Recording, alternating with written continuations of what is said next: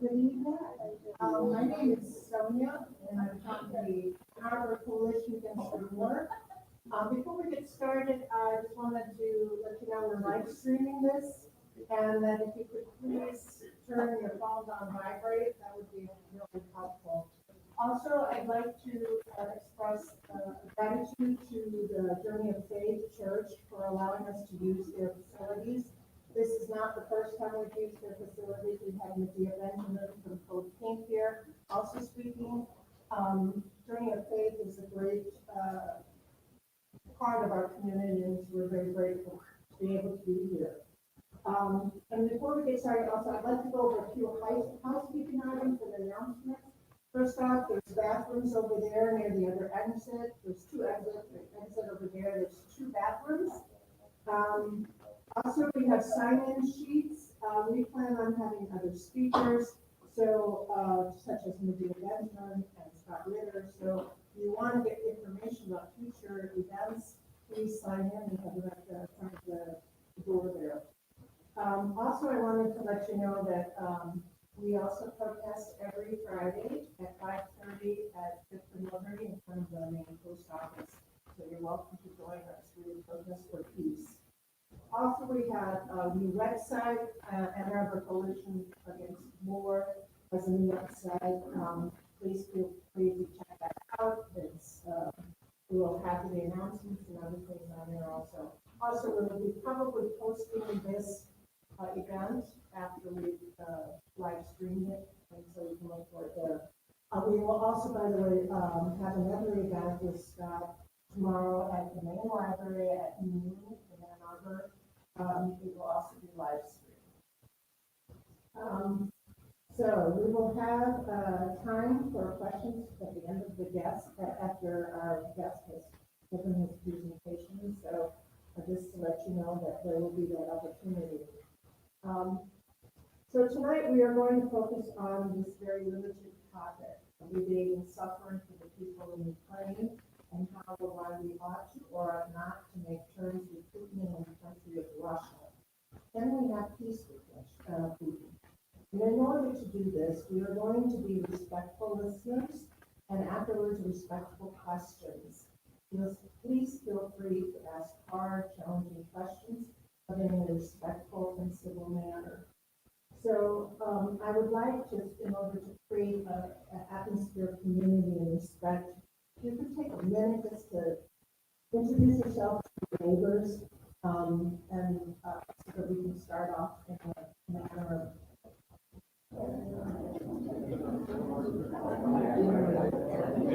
Hey, neighbor. We're on Anishinaabe territory. The veterans, we're on Anishinaabe territory right now. The people, the three council parties, the land under our feet. Oh, okay. And the Veterans for Peace helped me to go to Standing Rock with the group. It was amazing. When I was talking about Bob about genocide, and he's focused on some of the Soviet, we're going to have to say one of these genocides, I think there probably were some. It's a Soviet attempt. Jordan Peterson. Yeah. I listen to him sometimes just to get a feel for all of that.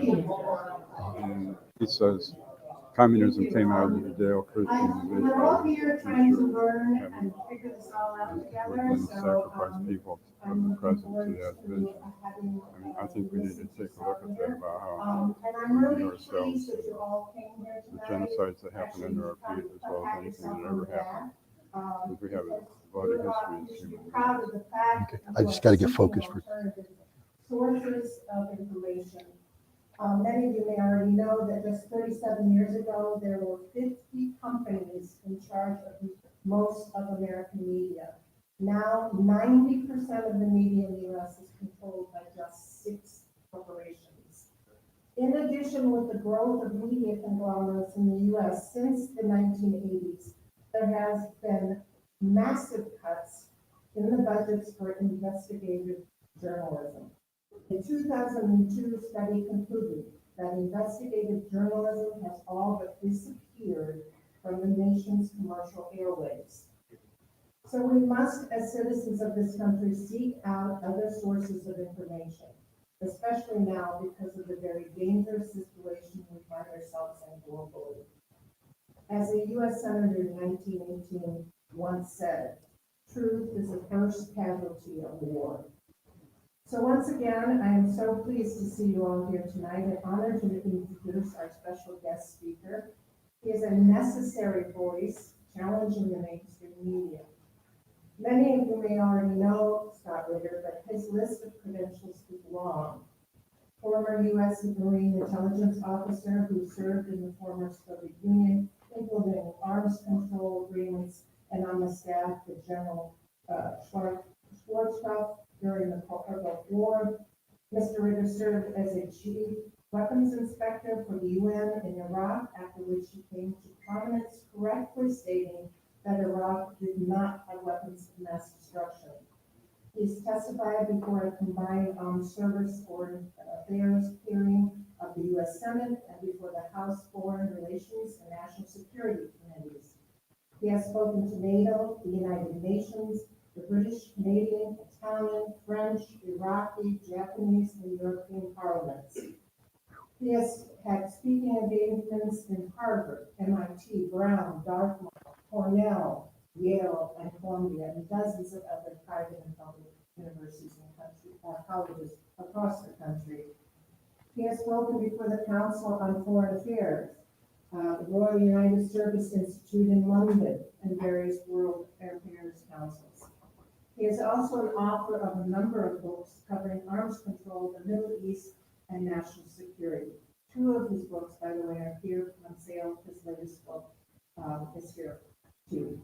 His most recent book, Disarmament in the Time of Perestroika, Arms Control and the End of the Soviet Union, is the definitive history of the implementation of the INF Treaty signed by Mikhail Gorbachev and Ronald Reagan.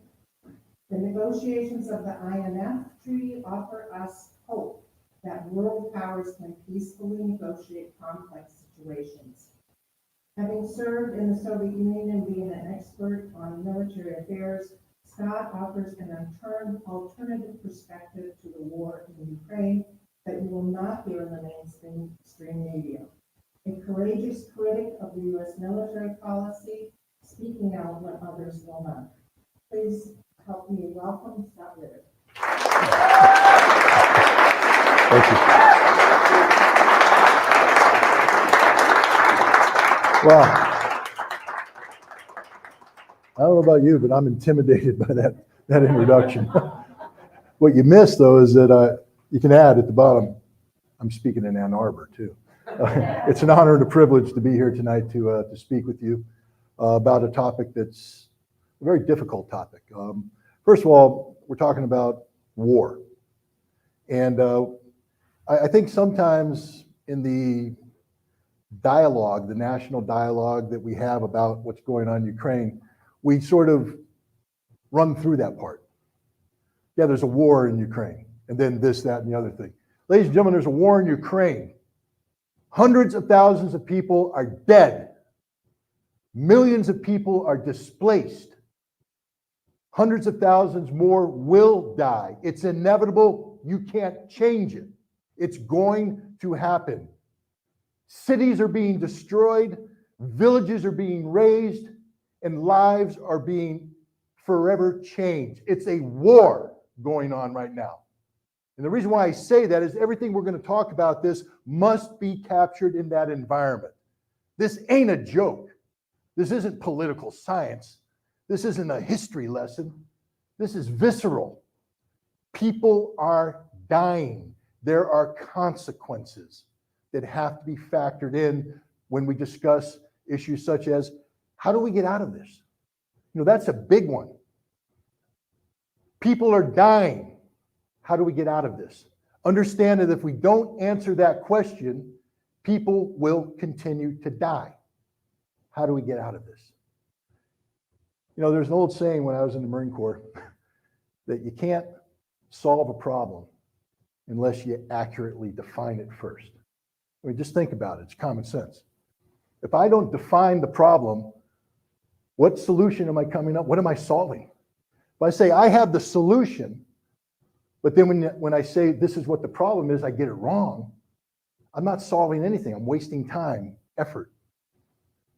We have a problem in Ukraine. How did this war start? Because if you don't understand that, you can't talk about a solution. Let me give you an example. Right now, it's very vogue in the West to talk about a negotiated settlement. You hear this over and over again. It's funny though. If we had talked last month, people like the Secretary General of NATO would have said, this is a situation that must be resolved on the battlefield. You heard a whole bunch of Western politicians saying, this is going to be solved on the battlefield. That's why we're giving the Ukrainians weapons. This is an issue that will be solved on the battlefield. Well, guess who agrees with that? Russia. They're solving this issue on the battlefield, and they're going to win. And that victory, that Russian victory, is inevitable. It's going to happen, ladies and gentlemen. There's nothing anybody can do to stop it. I'm just here to give you that straight up, definitive answer. I'll give you the short end of it. It's called burn rate and replenishment rate. Simple military math. All right? Burn rate. That's a funny way of saying people dying.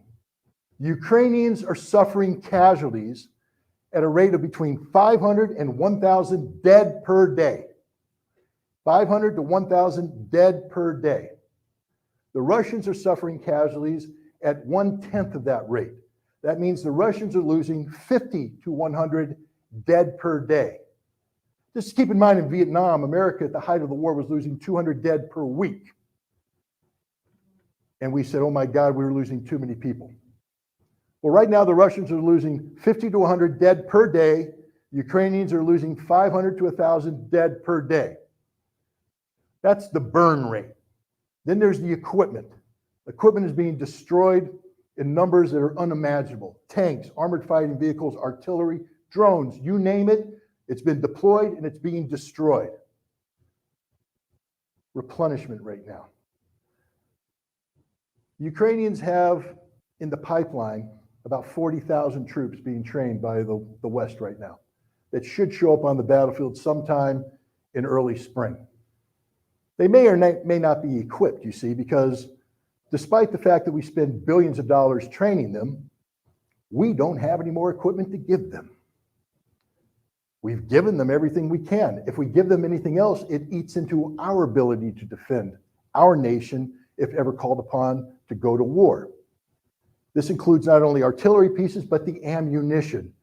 When the United States produces 225 to 250,000 rounds of 155 millimeter ammunition per year, most people would say, wow, that's a lot. Until you see what happens in the war in Ukraine, where the Ukrainians are firing 20 to 30,000 rounds per day. Now, I'm a Marine, I don't know too much about math, but I do know that if you take 20,000 and put it into 200,000, you get about 10. That's 10 days. We put it to 250,000, let's just go ahead and just say 2 weeks. So we produce enough ammunition in 1 year to supply the Ukrainian ammunition burn rate for 2 weeks. We're out of ammunition. We got nothing left to give them. All the ammunition that the Ukrainians use for their Soviet era weapons that are incompatible with the weapons we provided them, they burn through those. They don't have any ammunition for that either. It's so bad now that the United States is going to the former Warsaw Pact countries and saying, can you please bring up to speed the production lines that you used to have for old Soviet ammunition, 122, 152 millimeter ammunition. Bring it up to speed. And they're saying, yes, we're going to do that, but it's going to cost money and it's going to take time. Money we have, time they don't. It's going to take years to get these production lines up and running. Years. Ukrainians, high burn rate, low replenishment rate. Russia, just the opposite, low burn rate.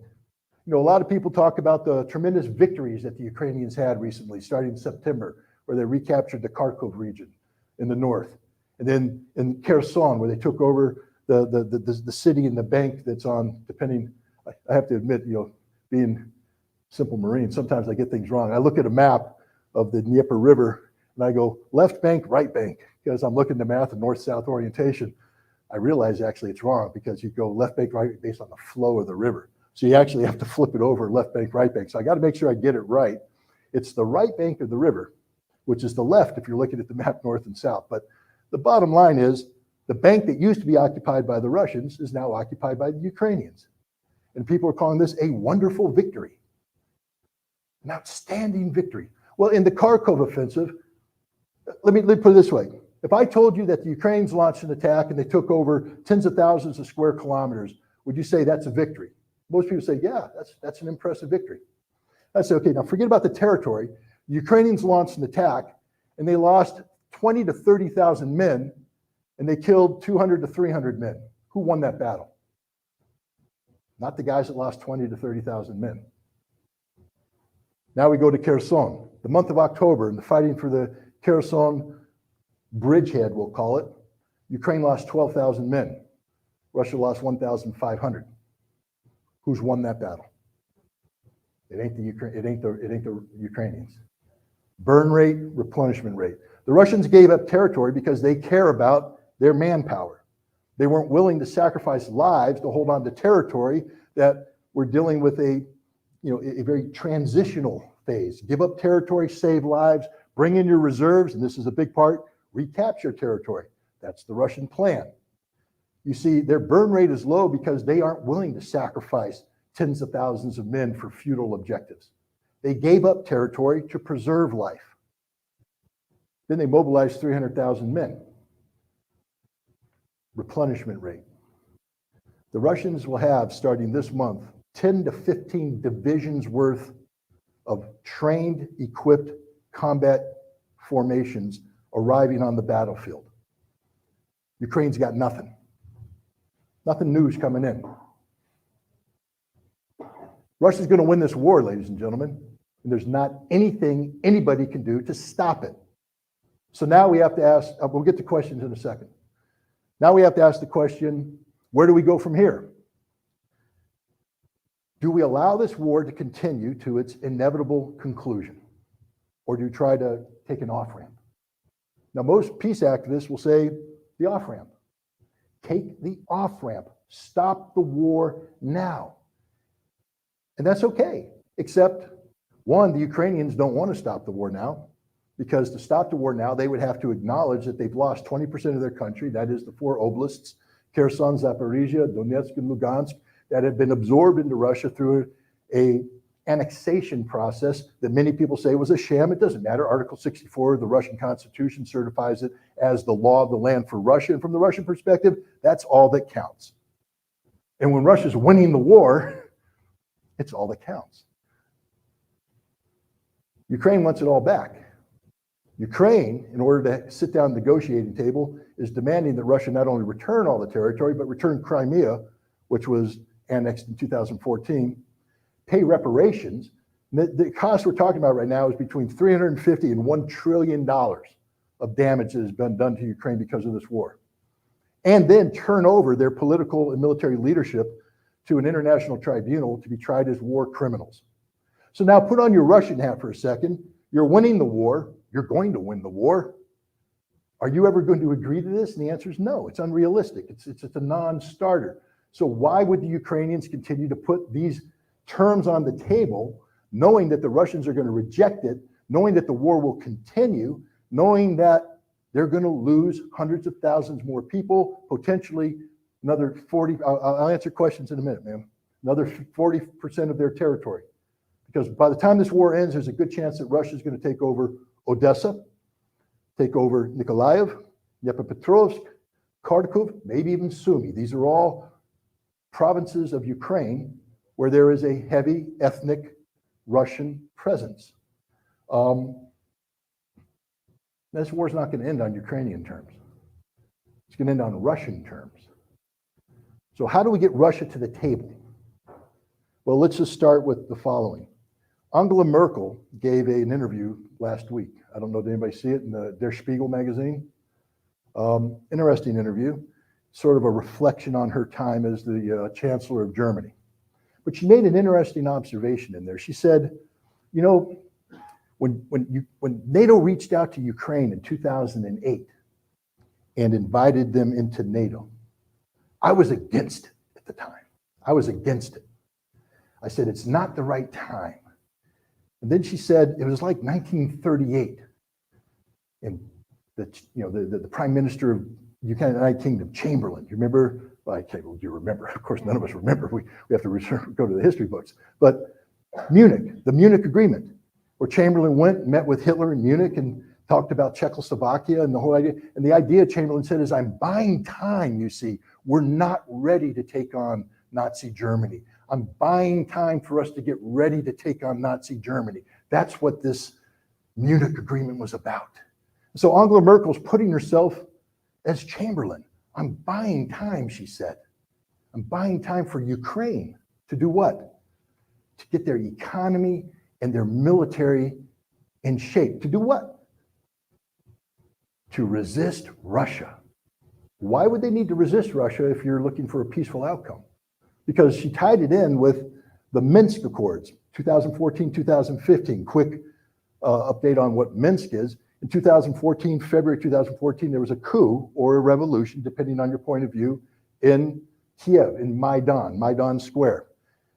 It was a violent revolution or coup that ousted Viktor Yanukovych, who was the constitutionally elected president of Ukraine. I'm not sitting here saying he was the democratic, wonderful, leader who believed in free press, and I'm not saying that. I'm saying he was the constitutionally elected president of Ukraine. And he was ousted in unconstitutional means, a violent coup d'etat carried out by ultra-nationalistic right-wing organization. Ma'am, I'm going to take questions at the end. So is that okay? Yeah, you're saying a lot of things, but I'd like to contend with. I know you would. I see your shirt, and I know you're going to, but you're going to give him plenty of opportunity to contend with it. Okay. Because if I disrupt this, then I lose my flow, and I'm an old guy, and I'll go off on a track. I'll start talking about puppies and kittens. So let me finish, and then I promise you, you'll get to ask your questions, and I'll deal with them as best I can. I promise. But now, where was I? Minsk. So, well, I was talking about Merkel, but she was saying that Minsk was a big deal too because it was buying time. Minsk wasn't designed to buy time. Minsk was a negotiated settlement that was designed to have a ceasefire, designed to end a conflict so that the Donbass would still be part of Ukraine, but B, respect the autonomous desires of the ethnic Russian majority population. You see, after that coup, the ultranationalists came in, right-wing, C-19, Sloboda Party.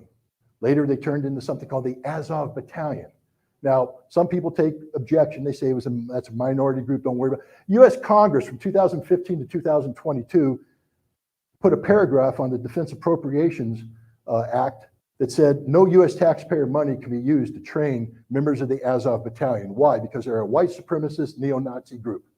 So it's not Scott Ritter that's saying this, it's the United States Congress that said that. In 2019, the United States Congress sent a letter to the Secretary of State saying, why haven't you put the Azov Battalion on the foreign terrorist organization list?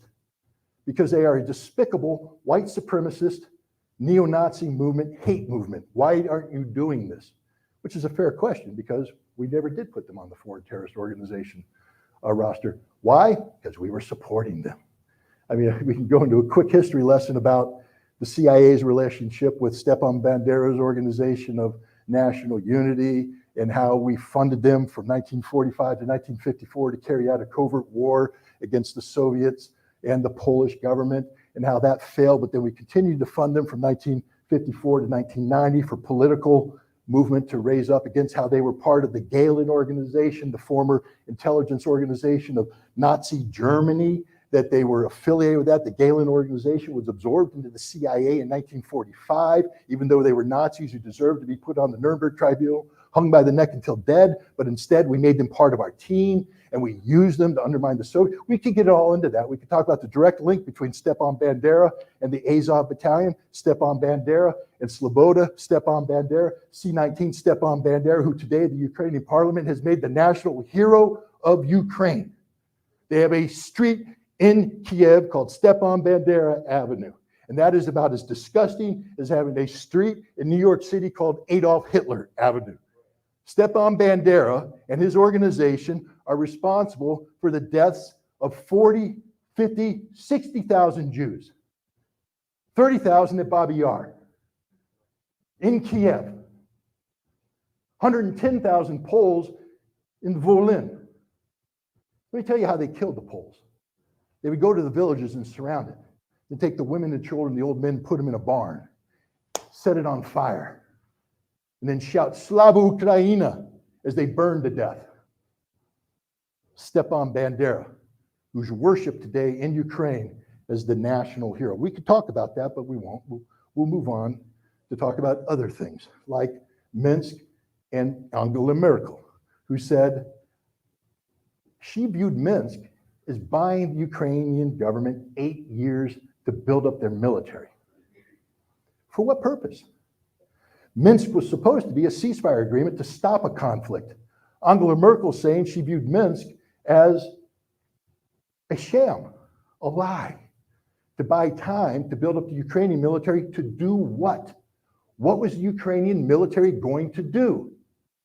Well, we know that in 2015, the United States built a training base in West Ukraine for the purpose of every 55 days training a Ukrainian army battalion to NATO standards before they were deployed to Eastern Ukraine to do what? Kill Russians. That's not me saying this. They brag about it. They made a slide, one of those famous Department of Defense PowerPoint presentations. They say, we train a new battalion every 55 days here before it goes over here. Now, again, I'm just a simple Marine. My math isn't that good. But if you begin training people in 2015 and you train them up until 2022, and every 55 days you're training a battalion, that's a lot of battalions, ladies and gentlemen. That's a lot of battalions that we train for what purpose? Because during this period of time, everybody's supposed to be implementing the Minsk Accords.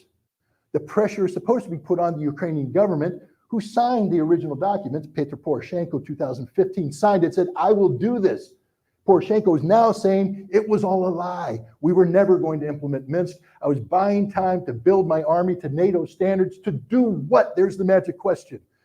Build the army to do what? And the answer was to solve the problem of the Donbass and Crimea through military force of arms. The solution all along, disguised as peace, was war. And it wasn't Russia making that decision. Okay, ma'am, again, when I finish, you get to say what you need to say. I promise you, I really do. But it wasn't Russia that made that decision. It was the Ukrainian government. Petro Poroshenko, the president of Ukraine, stood up and bragged on TV. Ukrainian children, he said, will go to school, walk to school, breathe the free air.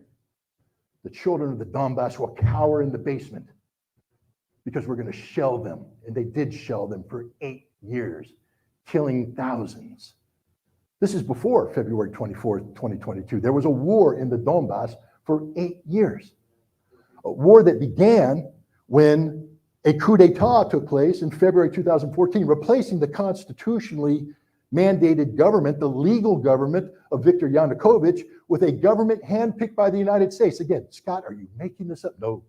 You see, Victoria Nuland, who was one of these big Department of State people, had her phone conversation intercepted with the American ambassador before Yanukovych left, where she talks about my boy Yatsenko. See, she handpicked who was going to be the future government of Ukraine. They already determined that they're going to get rid of Yanukovych, replace him with an American-appointed government, not through constitutional means, but through a violent coup d'etat. And when they did that, after they did that, the violence began. You see, these right-wingers, they're a minority. Anybody knows that you check out the demographics of Ukrainian elections, you'll see that Sloboda, the right sector, is others, they get single digits in the vote, maybe 8%, 9%. They're not majority, but they brag about that. They say, we know we're a minority, but we dominate Ukrainian government through violence and the threat of violence. Both Poroshenko and Zelensky were told on the record, the right sector brags about this, that if you implement Minsk, we will hang you by the neck until dead on the streets of Kiev. I'm not making this up. They brag about it. They make videos about this. They say, this is what we're going to do to you if you implement Minsk. Wow. These guys who believe in violence, they came down to Odessa in April and May. And in Odessa, there was the Russian, ethnic Russian majority population of Odessa rose up against the nationalists. There was a riot in the streets. And the Kharkov men's soccer team, later on became the Azov Battalion, jammed 150 ethnic Russians into a trade union building and set it on fire and cheered as 48 of them died. Cheered as the people came out of the upper floors begging for help, laughed as they jumped out of the building, hit the ground. Sometimes when they survived, they shot them or beat them to death. And then these people turned their sights on the ethnic Russian population of the Donbass. The assault on Mariupol should go down in history as one of the most brutal assaults against a civilian population ever. It's fully documented. The rape, the murder, the torture of ethnic Russians by these fanatic, white supremacist, ultranationalist neo-Nazis, Stepan Bandera worshipers, went down on record. And so the ethnic Russians rose up and said, no, we don't want to be a part of this. And they started fighting. The Russian government stepped in and started helping them. You want to know why there was a Minsk II? Because Russia was kicking the crap out of the Ukrainian army. And the Ukrainians went, if we continue to fight, we're going to die. So they begged Angela Merkel and Sarkozy, I think was the French prime minister, to come in or president, to come in and negotiate a ceasefire. And they did. Putin didn't want to do it because he's winning. He's winning. My troops are beating them on the ground. We're going to resolve this Donbass thing. But no, he was told, take the peaceful off-ramp. Choose peace. And Putin went, I will choose peace. I will trust the international community that you're serious when you say you want to implement the Minsk Accords, which have a ceasefire, recognize the territorial integrity of Ukraine by ensuring that the Donbass did not succeed, but retained part of Ukraine, but created a sense of autonomy for the ethnic Russians to protect their language, their culture, their religion. You guys know that the Ukrainians call the Russian orcs, right? You know that. You know that the Western Ukrainian ultranationalists view the Russians as subhumans, that Stepan Bandera views them as subhumans. That's why he slaughters Russians like he slaughtered the Poles, like he slaughtered the Jews. The Russians weren't willing to live under that oppression. So they said, Putin said, well, we have to protect that population. So Minsk Accord was supposed to do that. What needed to happen were constitutional changes in the Ukrainian constitution that would provide autonomy for the ethnic Russians of the Donbass, in exchange for which there would be a ceasefire and the international borders would be recognized as Ukrainian controlled. It's right there in writing. I'm not making anything up. And the Ukrainian government refused to sign it. Why? Because it was never about peace, ladies and gentlemen. It was about buying time to build up the Ukrainian army. For what purpose? To invade the Donbass, to evict the Russians from the Donbass, to invade Crimea, and to evict the Russians from Crimea. Now, people might say they have every right to do that because the Donbass, of course, is Ukraine, Crimea is Ukraine. They do it. Yeah, but guys, Minsk, that wasn't what Minsk was about. Minsk was a peace agreement, a ceasefire agreement, and Ukrainians lied, but it wasn't just the Ukrainians that lied. Angela Merkel admits that she lied. She was one of the negotiators. She brags about how she flew here, there, everywhere, brought everybody under the same roof. Oh my God, it was the hardest couple days of my life, but I finally got the agreement. I got the agreement, but the agreement wasn't for peace. The agreement was to buy time for a future war. Petro Poroshenko acknowledges this. Vladimir Putin just had a meeting with Russian moms and wives of soldiers. Now, I'm not going to sit here and say that this was a straight up legitimate meeting. We know it's not. These were handpicked mothers, handpicked wives. This was a political meeting. It was done for a purpose because Vladimir Putin had something to say. One of the things he said, and this is what's pertinent to this conversation. He said, I made a mistake. The mistake I made was in 2014 and 15, believing the West when they said they wanted peace, and believing Merkel, Sarkozy, and the others when they said they were pursuing a ceasefire. He said, I should have fought the war then and finished it then, and then none of this would be happening today. That was my mistake. The reason why I bring that up is not to say that Vladimir Putin's right. I'm bringing it up to say that's what's in Vladimir Putin's mind. So when the West today is talking about negotiations and saying they want a negotiated settlement here, Vladimir Putin's never going to believe the West again. Why would he? Why would he believe the West? They acknowledge they lied. He is at war with Ukraine. Russia is at war with Ukraine. This war has gone beyond simply resolving the question of the Donbass and Crimea. This war is now an existential struggle between Russia and the collective West. The Ukrainian army died on the battlefield in June and July of this year. You say, wait a minute, Scott, they can't. They're still fighting. The army that's fighting Ukraine today is not a Ukrainian army. It's a NATO army, trained, equipped, oftentimes manned by non-Ukrainian forces. Ask any Russian commander what's going on in the Donetsk and Lugansk. You know, the way this war works, again, you have to understand, during the 8 years of the non-war war that was fought in the Donbass, there was regular radio communication between the militias of the Donbass and Lugansk and the Ukrainian forces. They're calling each other up, making fun of each other, yelling at each other, doing this, that, and the other thing. But they learned to talk about this. They learned to listen to their voices. Today, the Russians are listening. They say, there ain't no Ukrainian voices over there. We're hearing English, French, and Polish. That's it. Very few Ukrainian voices. Ask the Poles how many caskets returned last month of October alone. 1,000. 1,000 Polish military men lost their lives fighting in Ukraine. There's tens of thousands of Poles fighting in Ukraine as we speak. There's tens of thousands of foreign mercenaries fighting in Ukraine as we speak. They're fighting using NATO-provided equipment. They were trained by NATO. They have NATO communications. They have NATO intelligence. They have NATO planning. It's a NATO army fighting a NATO war against Russia. And Russia is going to win, which means now, what does victory look like for Russia? It doesn't look like simply being satisfied with the Donbass or Crimea anymore. It looks like destroying the Ukrainian army. That's called demilitarization. That's one of the stated objectives of the special military operation. And denazification, which means eliminating the hateful ideology of Stepan Bandera once and for all. I don't know how you do that, ladies and gentlemen. I'm not going to sit here and say there's a magic solution, because how do you get a thought out of people's heads, especially one that they've linked to the very essence of who they are?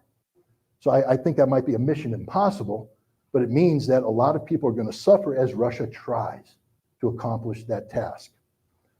Peace in Ukraine is ugly, no matter how you carve this up. The question now is, how do we prevent the horrendous loss of life that's going to be occurring? Is there a chance for peace? And right now I have to unfortunately say no, there is not a chance for peace.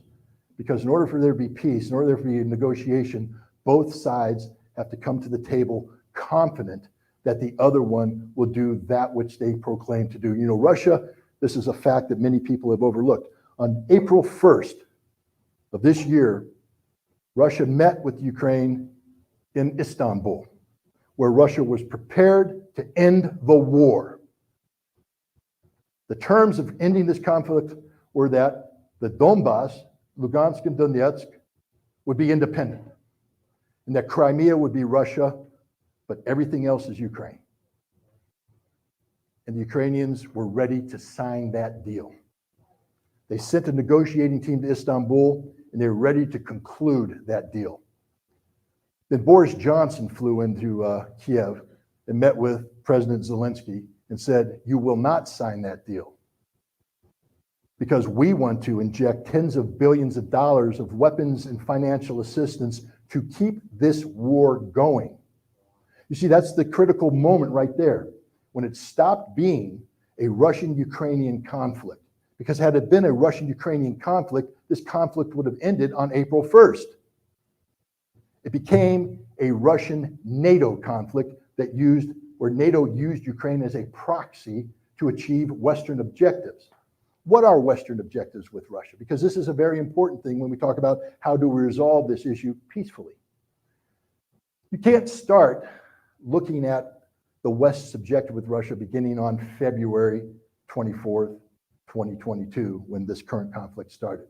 You have to actually go back to 1990. Why 1990, Scott? That's a long time ago. I don't know. That's like when 1989, the Berlin Wall came down. 1990s, at the end, near the end of the Cold War. Berlin Wall comes down. Germany was occupied that time, split in half. West Germany, East Germany. East Germany had 400,000 Soviet troops occupying it. Why were they occupying it? Because Germany used to be known as Nazi Germany. They fought a war called World War II, and they were defeated by a coalition of nations, including the Soviet Union, the United States, Great Britain, France, Canada, and others, who beat them. And as a result of losing that conflict, Germany got split up. Let me tell you what else happened when Germany lost that conflict. They lost a lot of territory. A lot of territory was turned over to Poland to make up for other territory that constitutes today what is Western Ukraine. They lost some territory claims in France. When you lose wars, you lose territory, ladies and gentlemen. That's just a simple fact. And the reason why I bring that up is Ukraine is losing this war, and they're going to lose territory. Anybody says you can say that that's wrong, I'm not going to debate you. But don't say it's without historical precedent. When you lose wars, you don't get to dictate the outcome. The outcome gets dictated to you.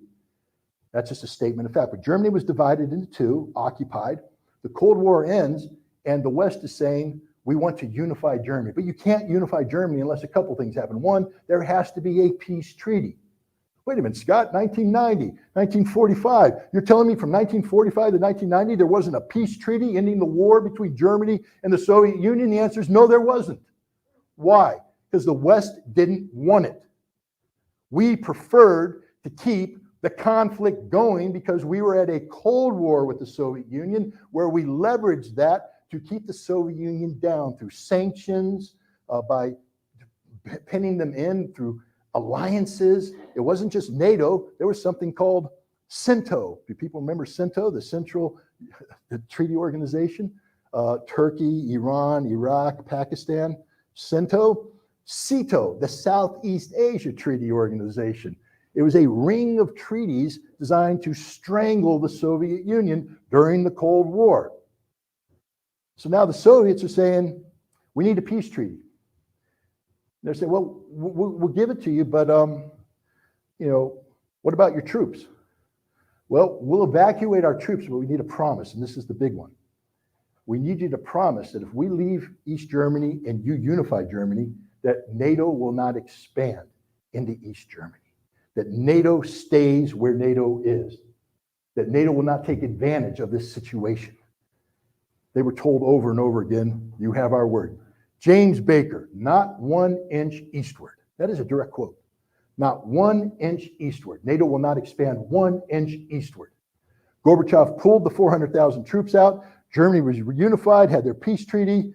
Yay, yay, victory. 1992, Cold War ends, and NATO starts expanding. More than 1 inch eastward, ladies and gentlemen. They expanded hundreds of kilometers eastward. They absorbed virtually all of the former Warsaw Pact nations. They absorbed the 3 Baltic republics. And in 2008, they sought to absorb Ukraine and Georgia, former Soviet republics. Why should Russia be threatened by this? Because if Russia isn't a threat, NATO's expansion shouldn't be a threat to Russia. Why would Russia view this as a threat?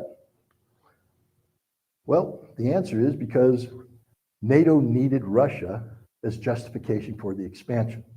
Russia tried over and over again to make peace with Europe.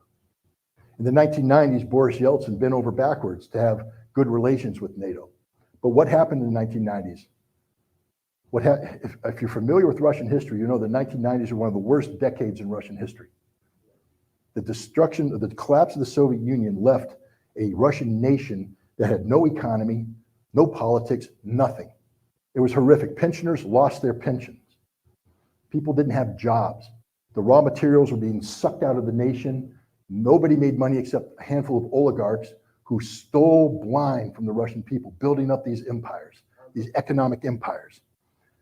That was in the 1990s. Boris Yeltsin was the president. Was he a democratically elected president? Maybe early on, but democracy doesn't put tanks in the streets of the capital city to fire rounds into the parliament when the parliament disagrees with the president. That's what Boris Yeltsin did in October of 1993. Brought the Russian army out, fired tank rounds, set the parliament on fire, and killed scores of Russian parliamentarians who didn't agree with his vision of Russian democracy. October 1993. You know how in 2016, here in America, we like to complain about how the Russians stole an election for Donald Trump? Well, we now know that that was false. I'm not here singing praises of Donald Trump, don't get me wrong, but we know that it was false. We know that Christopher Steele's dossier was manufactured. We know that the hack of the Democratic National Committee didn't happen the way they said it happened. It's fact. But you know what did happen in 1996? We stole a Russian election. There was a guy, the head of the Communist Party, who was running. He was going to beat Vladimir Putin, Boris Yeltsin, in a stand-up election. We couldn't have that. Couldn't let the communists come back into power into Russia. So we went in and stole an election, and we bragged about it. Time magazine has a front page, the best election money can buy. The United States stole an election in Russia. We bragged about it. We said, this is what needs to happen. This is democracy, baby. Democracy. Russia was a mess. Yeltsin was corrupt. The oligarchs were destroying this nation. And then in 1999, something happened. Yeltsin resigned, and he appointed somebody to replace him, a guy named Vladimir Putin, the accidental president. Man shouldn't have been president. Well, he wasn't part of the insiders. He was a former low-level KGB officer, went to be a taxi driver in Ukraine, ended up working on the administration of Sobchak, the mayor of not Ukraine, I'm sorry, St. Petersburg, worked in the offices of Sobchak, came over to Moscow. And you know what happens when you have a sea of corruption and somebody who's uncorruptible arrives? They start to rise to the top. I know, I hear a wow, he disagrees with me. That's okay, we can talk about that later on. Vladimir Putin was not part of the family, the Yeltsin family. Vladimir Putin was not part of the oligarchs. You know, when Yeltsin was his health was declining, the family and the oligarchs were like wolves around this dying corpse, waiting for it to go away so they could jump in and rip it apart even more. And you know what was encouraging that? America, Great Britain, all the other friends of Russia. Why? We don't want Russia ever to rise up and replicate the power that the Soviet Union had. The policy of the United States has been, since the end of the Cold War, to keep Russia down permanently. And that's why we encouraged the decade of the 1990s. Think about that. We encouraged the decade of the 90s, which gutted Russia as a nation. Vladimir Putin takes over in 1999, has an election in early 2000. Nobody thought he was going to win that election. All the American experts are saying he can't win, he has no constituents. He won the election, he became the president. Why? Because he's not part of the family. He's not part of the system that Yeltsin put in place. He was something new, he was something different. You can sit here and say you don't like Vladimir Putin, and I'm not going to debate you. That is your prerogative. But if you're a student of history, you have to know this, that if it weren't for Vladimir Putin, the trajectory that Russia was on was a trajectory towards the death of a nation. Vladimir Putin reversed that trajectory. For better or for worse, for right or wrong, I'm just telling you a fact. If it weren't for Vladimir Putin, Russia wouldn't be what it is today. And I'll also tell you this, that if you're a Russian, when I was a weapons inspector in Vodkinsk, the town was collapsing because of defense industry, the peace, the effort to convert the defense industry into civilian, the general demise of the Soviet condition. In Vodkinsk, the city, which is a factory town like many cities in Russia are, that everything is run by the factory. The factory has the money, they pay the salaries for the schools, they pay the salaries for everybody. So when the factory doesn't do well, the town doesn't do well, and Russia went into general decay. And from, say, 1989 to 1999, Russia decayed. It was a nation in decay. If you go and take photographs from 1999 and you compare to today, you will see a completely different nation. A nation reborn. Again, I'm not sitting here singing the praises of Vladimir Putin. I'm not pretending he's Mr. Democracy. I'm only saying that from the Russian perspective, Vladimir Putin raised the country out of the graveyard and brought it up to a level that makes it competitive in the world today. And the reason why I bring that up is that's the exact opposite trajectory we, the United States, want out of Russia. We've been against Vladimir Putin from day one. We've been pushing to have him removed from power from the very beginning. George Bush invited him to the branch, looked in his eyes and said, I saw his soul. Well, I don't know what he saw, but he didn't see Vladimir Putin's soul. He saw Vladimir Putin looking around saying, yep, I got the measure of America. I know what needs to be done. In 2005, Vladimir Putin gave an address, April 2005, before the Federal Assembly. It's a well-quoted address, but it's always misquoted. What he said was that the fall of the Soviet Union was one of the greatest calamities in the 20th century. Now, it's been misquoted. People say he said it was the greatest calamity in the 20th century. And they're like, how could you compare the collapse of the Soviet Union with, Adolf Hitler's Holocaust and all this kind of stuff? Well, he wasn't trying to compare. He said it was one of the. But then the part that everybody misses, and this is the important part, because overnight, tens of millions of Russians became homeless. Under the Soviet Union, if you were Russian living in Tajikistan, Uzbekistan, Ukraine, the Baltics, you were part of a nation. You had a national identity. You had a home. That home was linked to Moscow. At the fall of the Soviet Union, you're a Russian living in those places. You no longer have a link to Moscow. You're linked to the respective capitals, and they don't view you as one of them. If you're a Russian in Uzbekistan, you're not an Uzbek. That's how it works. And he said, we abandoned them. And I, as the Russian president, must care for the Russian nation and the Russian people. Now, I'm not sitting here saying that's the right thing. I'm saying that's what he said. So the mindset of Vladimir Putin is one that says, I must care for the Russian people. That's my duty and responsibility as the leader of the Russian nation. And the nation is beyond the territorial boundaries of the Russian Federation. The nation is a nation that is based upon ethnicity, religion, culture. If you're Russian Orthodox, if you speak the Russian language, if you're linked to Russia through history, that's the nation. So that's what's in Vladimir Putin's mind. I have to protect the nation. In 2007, he gave one of the greatest speeches in history. And I'm not saying because I believe everything he said. I said it's a great speech. It's an important speech. It's the address he gave at the Munich Security Conference, where he stood up in front of the entire West and lectured them on what they were doing to Russia and what they were doing to the world. He spoke for an hour, or less than an hour.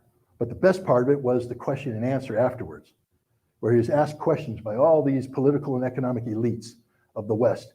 And then he answered, and you watched them twitch, watched them squirm, as he hits them with fact about the role that the West was playing. How dare the West lecture him, the president of Russia, when they invade Iraq? Remember, this is 2007. Iraq was on everybody's mind. People don't like to think about Iraq today. We forget all that when we start pointing fingers at Vladimir Putin in the violation of national integrity, sovereignty, etc. We invaded Iraq in 2003. We violated their sovereignty, and no one cares about that today. The hypocrisy that's built into the West. But that's okay. Putin did, and that's why he brought it up. Then in 2008, NATO invites Ukraine to join NATO. Why? Well, we have some insight. In 2019, RAND Corporation, a think tank affiliated with the power elites in Washington, published a paper on how we can go about destroying Russia. Literally, it's not the literal title, but that's what they meant. What can we do to tear Russia apart, to bring it down? And one of the key things they said is to strip Ukraine away from the Russian sphere of interest. Strip it away, bring it to the West, and Russia will collapse. That was the goal. It's been the goal from the very beginning. And of course, Putin knows this. That's why he said, we will not allow Ukraine to join NATO. In 2009, February 2009, then Ambassador of the United States to Russia, William Burns, wrote a memorandum called Niet means Niet, no means no. And what he said there is that when Russia says Ukraine is a red line, they mean it. They're not joking. They're not bluffing. So we need to be very careful what our next steps are. Because, and this is the important part, ladies and gentlemen, because if we continue this policy, Russia will invade and Ukraine will lose the Donbass and Crimea. February 2009, we knew exactly what the consequences of our actions were. We knew that if we continued to pursue a policy to bring NATO or Ukraine into NATO, that this would end in a war that had Russia invading Ukraine and stripping the Donbass and Crimea away. We knew this, and yet we continued to pursue this policy, ladies and gentlemen. That should disturb everybody here. See, the people who've been promoting war with Russia, a Russian-Ukrainian conflict, don't reside in Moscow. They don't even reside in Kiev. They reside in Washington, D.C. They reside in London. They reside in Berlin. They reside in Paris. They reside in Brussels and Strasbourg, in the power centers of the collective West that has been trying to destroy Russia ever since Russia became a federated nation in the aftermath of the collapse of the Soviet Union. That's why there's a war in Ukraine today. And that's why there will be no negotiated peace, because Russia is not going to negotiate with the people that have been trying to destroy them. You know, I wrote a book out there. It's called Disarmament in the Time of Perestroika. I think it's a fascinating book about the INF Treaty and arms control and the Soviet Union during that time and my experiences. But it's more than that. You see, if I told you, if I started out this saying, we live in difficult times, Russian troops and American troops are staring each other across the border, heavily armed. America's sanctioning Russia. Russia's avoiding the sanctions. And there's a threat of nuclear war. There was a nuclear exercise that almost spun out of control. And there was talks of using nuclear weapons. People say, yes, Scott, that's what happened the last couple of months. I said, no, I'm talking about the 1980s. See, 1980s, it was pretty bad. It was very bad. The INF Treaty, an arms control treaty to get rid of intermediate nuclear forces, that is, ballistic missiles with a range of 500 to 5,500 miles, saved the world from nuclear annihilation. Had we not gotten rid of those weapons, I'm here to tell you right now, we wouldn't be here today, because there is no such thing as a limited nuclear war. Those weapons would have been used, and after they were used, the world would end in a general nuclear exchange. That is just a statement of fact. Study the nuclear doctrine of either the Soviet Union at the time or the United States, and you will understand the moment one nuclear weapon is used, they all get used. And we got rid of those weapons.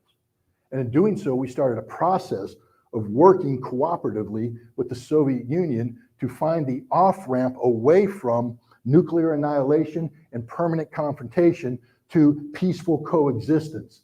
You see, the INF Treaty is what I call a template of hope.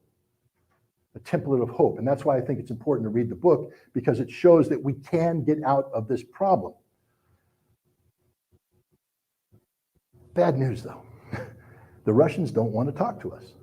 See, on November 29th, the Russians and the Americans were supposed to meet in Cairo to discuss the Strategic Arms Reduction Treaty, to sit down and say, how can we get this treaty back on track? How can we begin the process of discussing responsible nuclear disarmament and maybe move in a direction where we can take down some of the weapons that are threatening European peace and security? The Russians withdrew. People say, of course they withdrew, those dirty Russians. They want to cause trouble. But what the Russians said is, how can you expect us to sit down at a table and negotiate with you at a time when your policy literally is to kill Russian soldiers in Ukraine? When your Secretary of Defense comes out and says, we're providing billions of dollars of support to the Ukrainian military for the sole purpose of bringing pain to the Russian military, we want to inflict harm on the Russian military, so much so that they will never again seek to do what they're doing in Ukraine. That is the stated policy of Lloyd Austin, Anthony Blinken, Jake Sullivan, and the rest of the Biden administration, to kill Russian soldiers. Think about it for a second, and now go back in history when we were back in Afghanistan. Do you remember the bounties, the Russian bounties? The big story, those dirty Russians were paying the Taliban bounties to kill Americans. And we were up in arms. It was fake. It never happened. It was one of these mainstream media garbage. But the point is, the mere thought that Russia would pay money to the Taliban to kill 1, 2, 3 Americans sickened us collectively. Ladies and gentlemen, the United States is paying $56 to $100 billion to the Ukrainians to kill thousands of Russians.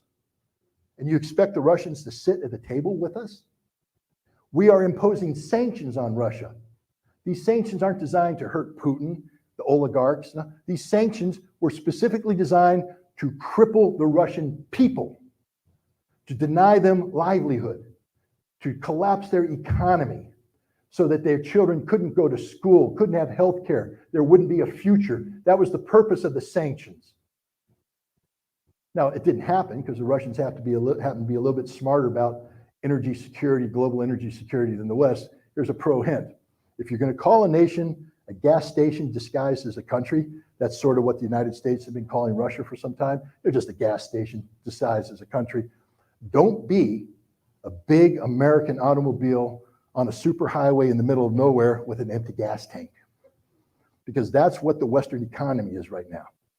It's stuck in the middle of nowhere in desperate need of the energy that Russia was providing, lacking it, prices are going up, German economy is collapsing, French economy is collapsing, the British economy, Europe is collapsing.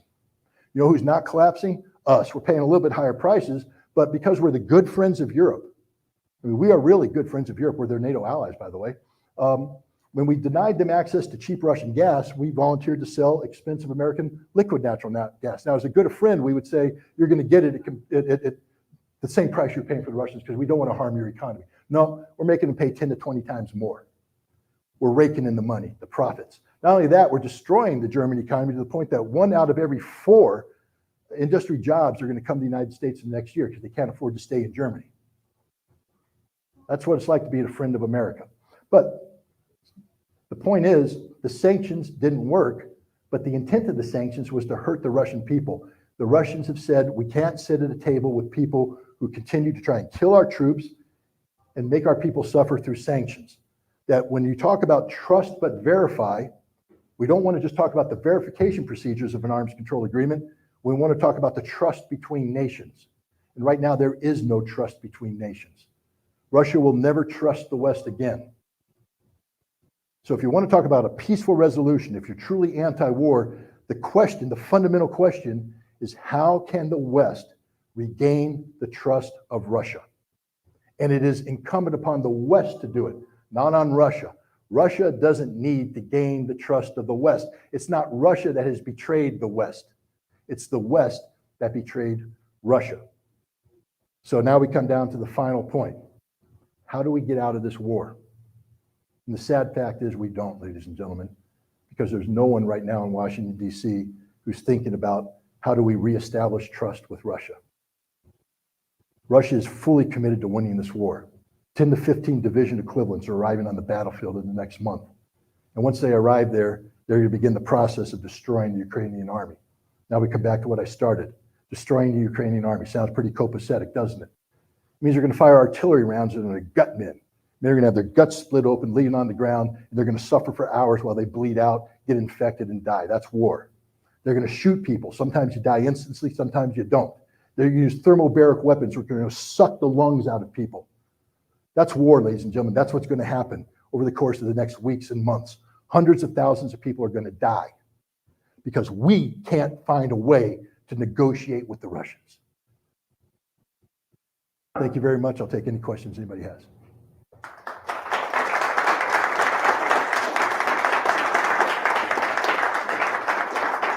Sure. I think you might have already answered my question. That's a softball question. You were on the Duran with Alexander Mercoulis, I think, sometime in February, March. Mhm. That you said this war is going to go over 2 weeks. Yep. I don't mean to get you. I mean, No. I listened to you. I appreciate those things you said. It's a fair question. And it seems like you were wrong. Yep. I think you indicated that Boris Johnson had a play in that.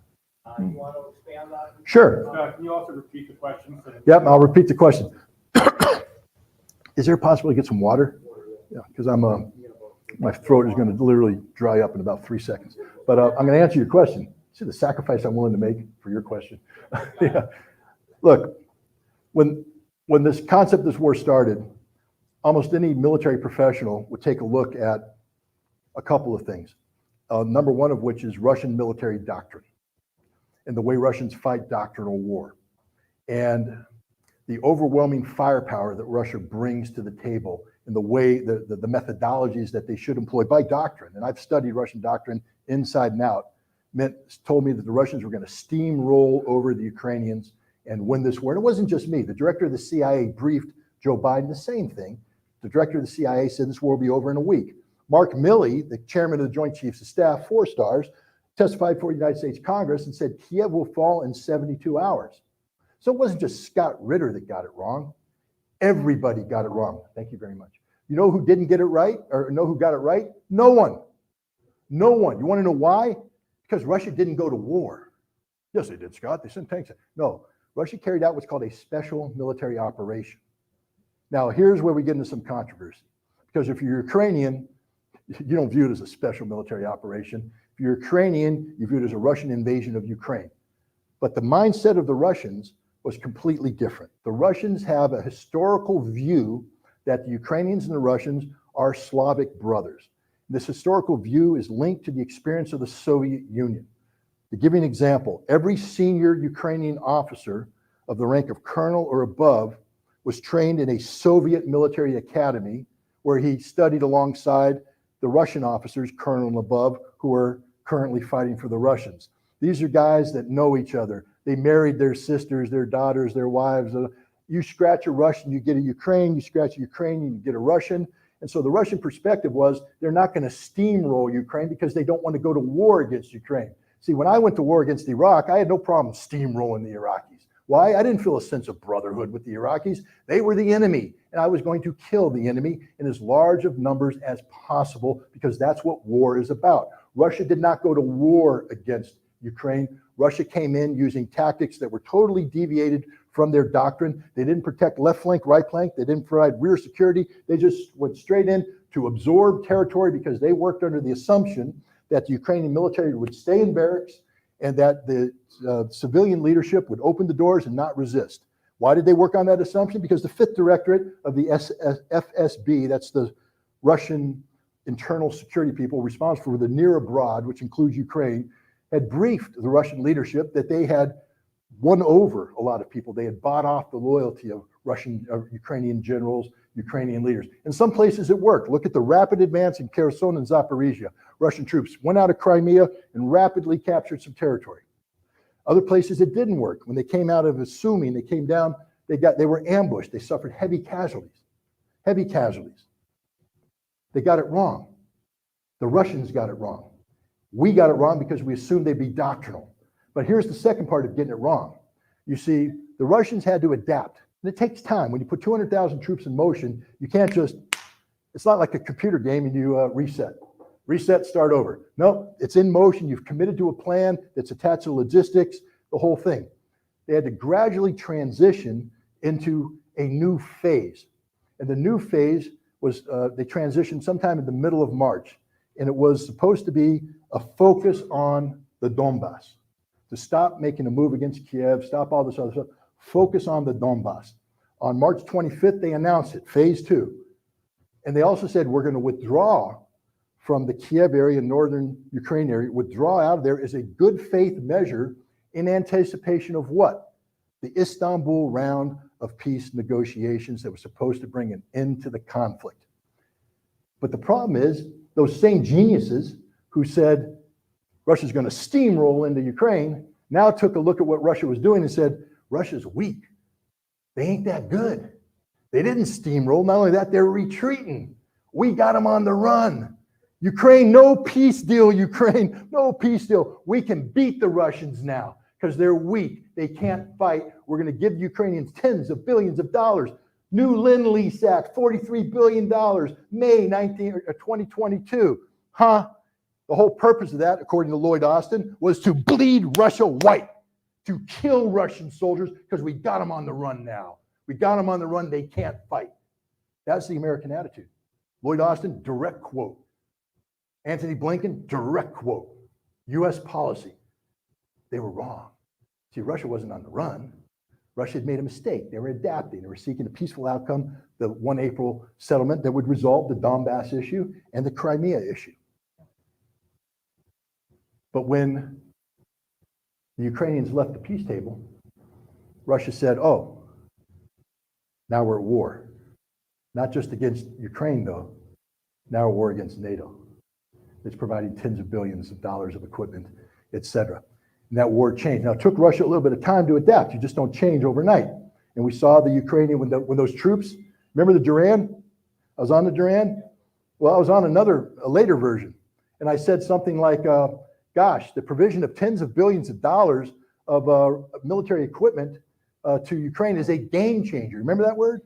I got heavily attacked for that. Game changer. What do you mean, Scott? You were saying the Russians are winning. Now you're saying it's a game changer. I said, man, when you pour in $50 billion worth of equipment, it changes the game. It doesn't mean the outcome's different. It just means that this conflict stopped being between Russia and Ukraine, started being between Russia and NATO. A game changer. And Russia responded by mobilizing 300,000 troops. Another game changer. And that's where we are today. A war between Russia and the collective West, where Russia's burn rate is lower than that of the collective West, and the replenishment rate is higher, just like I talked about earlier. Did I answer your question? Okay. Yes, ma'am. I promise. You mentioned the birth rate earlier too, and I think you might want to, clarify that it's not the same concept. Like I've been reading and hearing reports that in the last couple of weeks, Russians have been dying at the rate of 200, 300, 400 a day. That the new conscripts are coming, they're not trained, they don't even have good weapons, and the Ukrainians are mowing them down with artillery. So, this is the reports that I've been. Yep. And it's not me, I really believe. Yeah, so I would be careful and be more nuanced about reporting such that this is not uniformly across the board that Russia has a lower burn rate and higher replacement. In fact, they're running out of a lot of weapons and resorting to the old weapons in many cases. So I think I beg to differ with your No, I respect that. characterization. I respect where you're coming from, but let me tell you about where I come from. Okay, I have a career as a professional military intelligence officer. I briefed the President of the United States, the Chairman of the Joint Chiefs of Staff, the Secretary General, on down. In all of my briefings, I was 100% accurate. Why? Because I'm an unbiased intelligence officer who looks at the facts. I'm an expert at discerning things. Now, you talk about artillery. Here's the problem with artillery. I'm an old artillery officer, too. I used to do it for a living. So I have a little bit of understanding how these things work. The Ukrainians basically are operating at anywhere from an 8 to 10 disadvantage in artillery. That means for every single Ukrainian tube, there's 8 to 10 Russian tubes firing in response. You disagree with that assessment? The Ukrainians agree with it. It comes from the Ukrainian General Staff. I know, I'm just telling you, Ukrainian, this is a Ukrainian figure. So I'm going to run with the Ukrainian data right now. So now you have a tube of artillery. And let's say you have a highly trained team, and they're bam, round down range. Good job, guys. Boom, you got the Russians. Bam, bam, bam, bam, bam, bam, bam. 10 coming back at you. Who's going to win this duel? Russia every single time.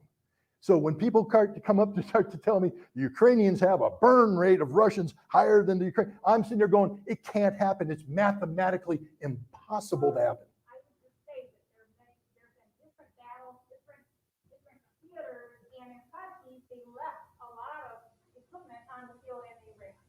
And Ukraine actually got a lot of tanks and other Yeah, I know. vehicles and weapons, Yeah. munitions Yeah. from that. So Yeah. they have run, I think you're making really strong, convincing arguments, but you're overstating. I'm not overstating my case, ma'am. When you lose 20,000 people taking Kharkov, that's a Ukrainian number, not a Russian number. And the Russians lose 300.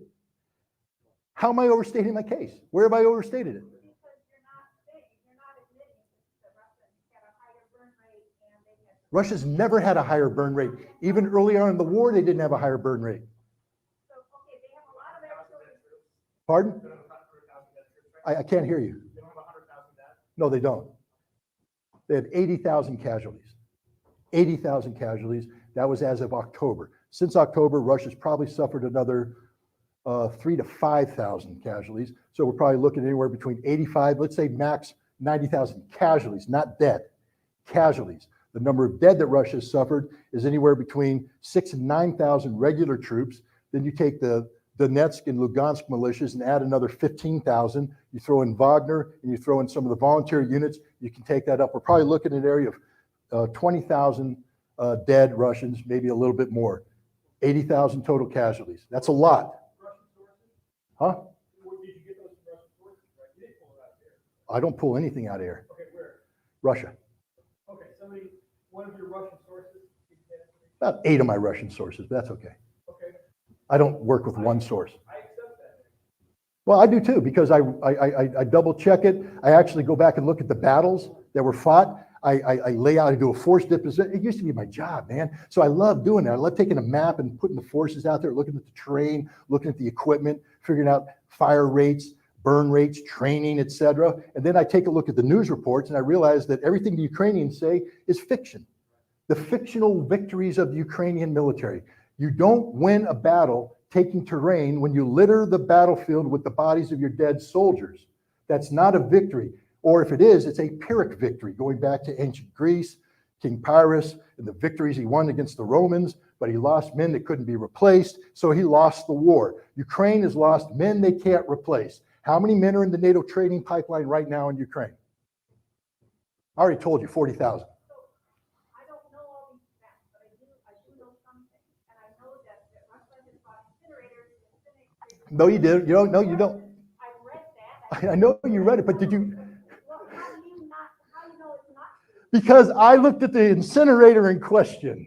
It has a serial number on it. I traced the serial number to the factory that produces it, and it's a trash incinerator. It ain't a body incinerator. It's just fiction. I'm just being honest with you. Everything that Ukraine says fiction, everything that Russia says true. Not everything, but most. Yeah. It is an interesting perspective. But I tell you what, come and talk to me in 6 months. All right?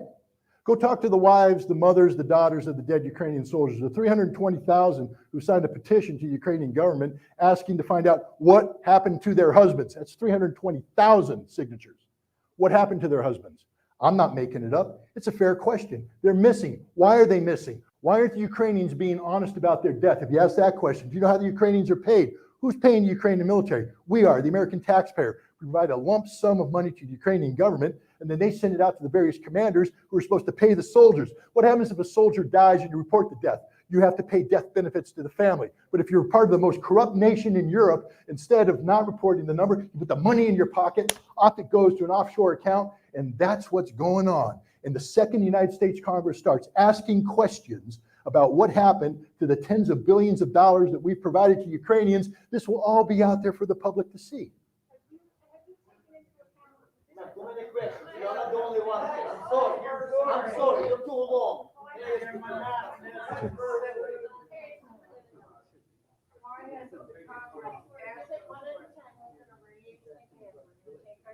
Scott, I'm sorry. To your whole speech today, as I did listen, maybe I want to a little bit clear up your situation. A lot of people that now maybe leaving this place, they still under the question, why such a Putin desperate guy stopped going with such a operation to to Ukraine. Maybe a little bit, I know, I've been following you, with talking, I see what you bringing up to the media. My question is, maybe you will open up a little bit for us here, if you're familiar with the story, I believe you are, and for somebody who are completely clueless about why exactly Putin went for special, the special Military operation. to Ukraine. What was there specifically? We're talking about kids, we're talking about specific laboratories. I'm not talking about Nazi. Nazi is going to be all over. I mean, this right now coming out, on the right and on the left. What about the kids? What about the trafficking the kids? They have been saying, from what I did hear many months ago, from sources that you've been, maybe kind of communicating to. They've been saying the traffic in Ukraine was the largest in the world, right? You have something to... No, what I'll say this about trafficking. Yeah, the question is, what is the real motive behind Vladimir Putin's initiating a special military operation? The story behind the story. And you brought up some instances. You talk about the trafficking of children. It's more than that. It's trafficking of women. It's trafficking of human beings. Ukraine is one of the most corrupt nations on the earth. It's also one of the most poverty-stricken nations on the earth. There's a lot of people who are suffering because of an economy that doesn't function, and they get sucked into the bowels of Europe. These are women who get sent from Ukraine. They go to Hungary. They become prostitutes to service American servicemen who are operating in Bosnia and elsewhere, NATO servicemen, or men in general. That's there. from my opinion, Putin didn't go to war because of that. That's just an unfortunate reality. Putin's talked about it, people talk, but that's not a justification to go to war. Russia is a very legally minded country.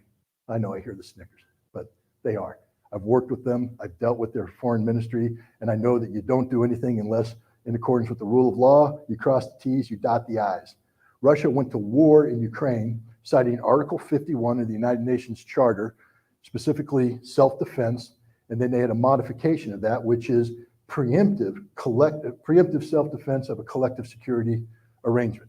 That is, when Lugansk and Donetsk declared independence, had the independence confirmed through a referendum, thereby meeting the United Nations need for self-determination. I know it's a sham referendum, guys. I know everybody's going to say that. From the Russian perspective, it wasn't. Just like, for instance, the Kosovo Declaration of Independence that NATO used to justify going to war in Serbia in 1999 didn't meet the same standard. Russia's just using the NATO standard. And so they recognize the independence of Lugansk and Donetsk. Now they form a collective security agreement, which means, because without this, Russia couldn't intervene.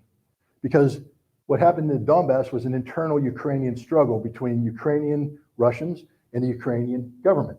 But now that you make Donetsk and Lugansk independent, and they unite, because even then it doesn't work, because now it's two independent nations at war with Ukraine. Russia has no beef in this.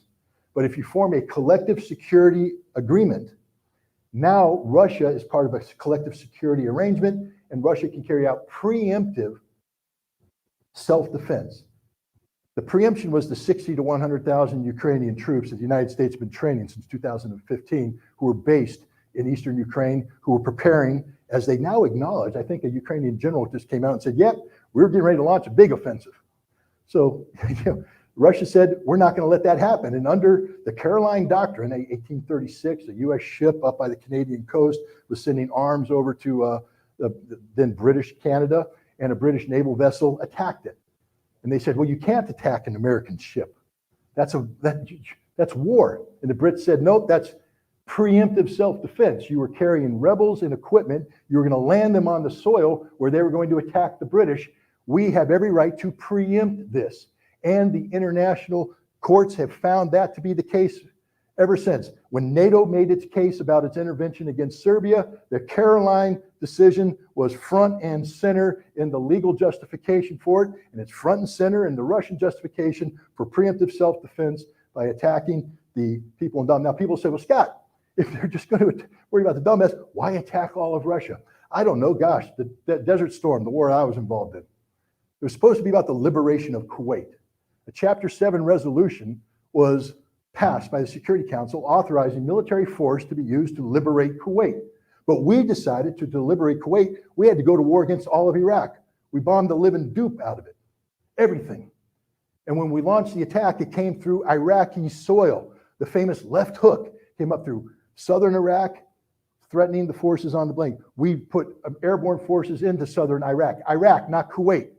My point is, once a decision is made to go to war to accomplish an objective, you can use whatever means necessary to accomplish that objective because it's war or a special military operation disguised as war. However, now we're into semantics. War is war, people killing people is people killing people.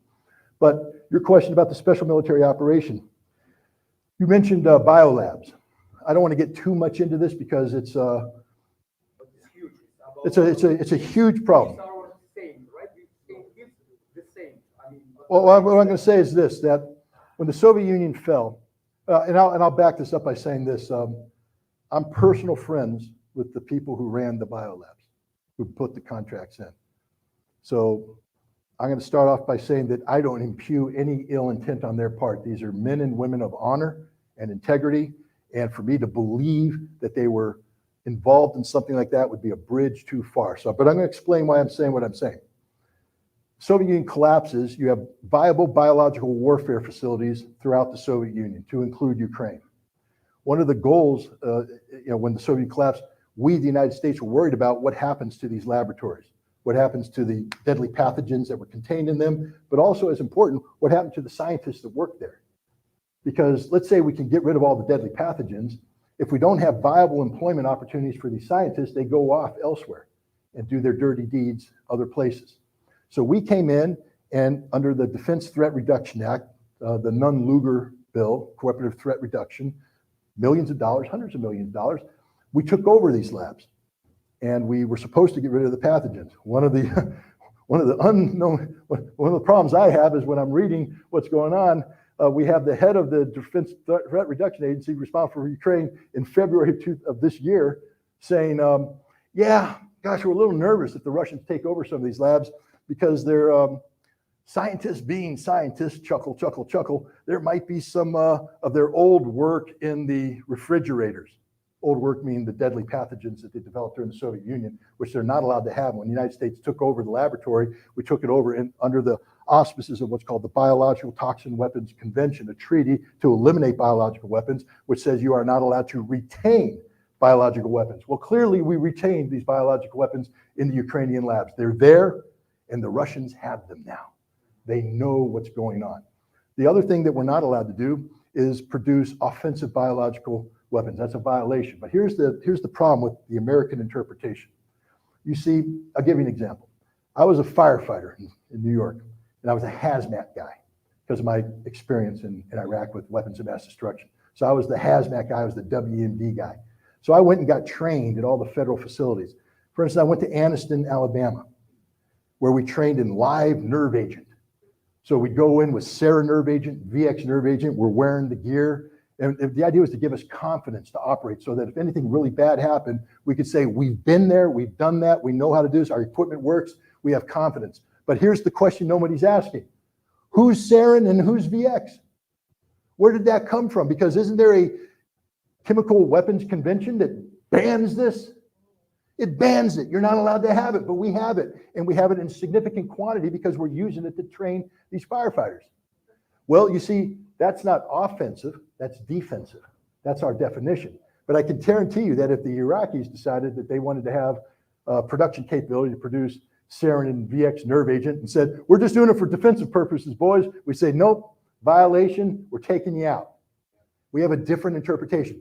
Remember the anthrax that got put around in the mail in October of 2001? Where'd that come from? Well, we know now, we know. It was produced in Dugway, Utah, by the equivalent of this facility where people like me go to train in a biological environment where we learn to operate with live anthrax agent operating. Where's that anthrax agent come? We produce it. We put it in a tube, it's a little tube, and they go up into the disseminator and they squeeze a little bit of it in there, seal it up, and it's disseminated out, and we come in and do our thing, and it's all cool and dandy, except that ain't defensive, ladies and gentlemen, because that same tube put stuff in an envelope, mailed it around, and became an offensive biological weapon. There is no distinction between defensive and offensive when you're dealing with the actual pathogens involved. And yet we do this all the time, and we were doing it in Ukraine. We were doing numerous programs that we described as defensive in nature, but the reality is that the material that are used in there can become offensive just by using it offensively. And we're dealing with biological agent. It doesn't take much to kill a lot of people. This is something the Russians were very worried about, and it's one of the things that they've been addressing through their special military operation. But here's the problem. They've captured the documents. They have all the documents. They have the agent. They have everything. And they did what they're supposed to. They went to the Security Council of the United Nations, and they filed a report, a claim. They wanted it to be investigated. The United States vetoed it. We won't allow it to happen because we don't want the truth to come out. So as American citizens, I would invite every one of you to write your congressmen or women and say, we need an investigation into what's going on in Ukraine. We need to know the truth about the American-funded and organized bioweapon lab in Ukraine. Yes, sir, in the back. You seem extremely enamored with Vladimir Putin. Said if it wasn't Putin, Russia would be what it is. That's it. Vladimir Putin today, called him uncorruptible, Iraq. What are your thoughts about Aleppo or Grozny or Georgia or the poisoning of political adversaries in London or what about those? It doesn't sound incorruptible or this does not sound like an incorruptible man. What are my thoughts about Grozny? We'll start with Grozny. He's referring to the Chechen conflict. There were two, actually. One in the early 1990s, fought to a stalemate. left a anti-Russian, Islamic-oriented Chechen government in place, one that was being actively funded by the Central Intelligence Agency, where we were transferring Wahhabists from the Middle East to Chechnya to indoctrinate them into the ideology of hate and destruction against all things Russian. We were giving them weapons and training and guidance. So there was a second Chechen war. It was a bloody, brutal war. I'm not going to sit here and sing the praises of how the Russian army conducted itself. What I will say is this: when that conflict ended in 2005 with a Russian victory, Chechnya changed. Go to Chechnya today and compare and contrast Grozny today with what it was then and tell me that Russia did something wrong. Now we talk about Aleppo. I don't know what you want to talk about Aleppo. Aleppo was literally a Syrian government victory with Russian and Iranian assistance against a hateful Islamic extremist ideology that was holding a city hostage. Again, go to Aleppo today and compare and contrast the way it is today with what it was when those Islamist extremists were there, and there's no comparison. So I can't say they did anything wrong. What's the problem? Of course there's an Aleppo today. Well, I disagree with you. Okay, I've seen Aleppo. It's there. Okay, where's it ground the powder?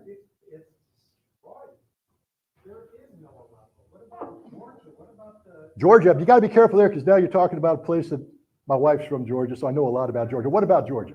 No, I'm not talking about my wife. I'm just telling you, I know Georgia very well. What's the problem with Georgia? No, but what's your problem with Georgia? I don't have an excuse. I have facts. Okay.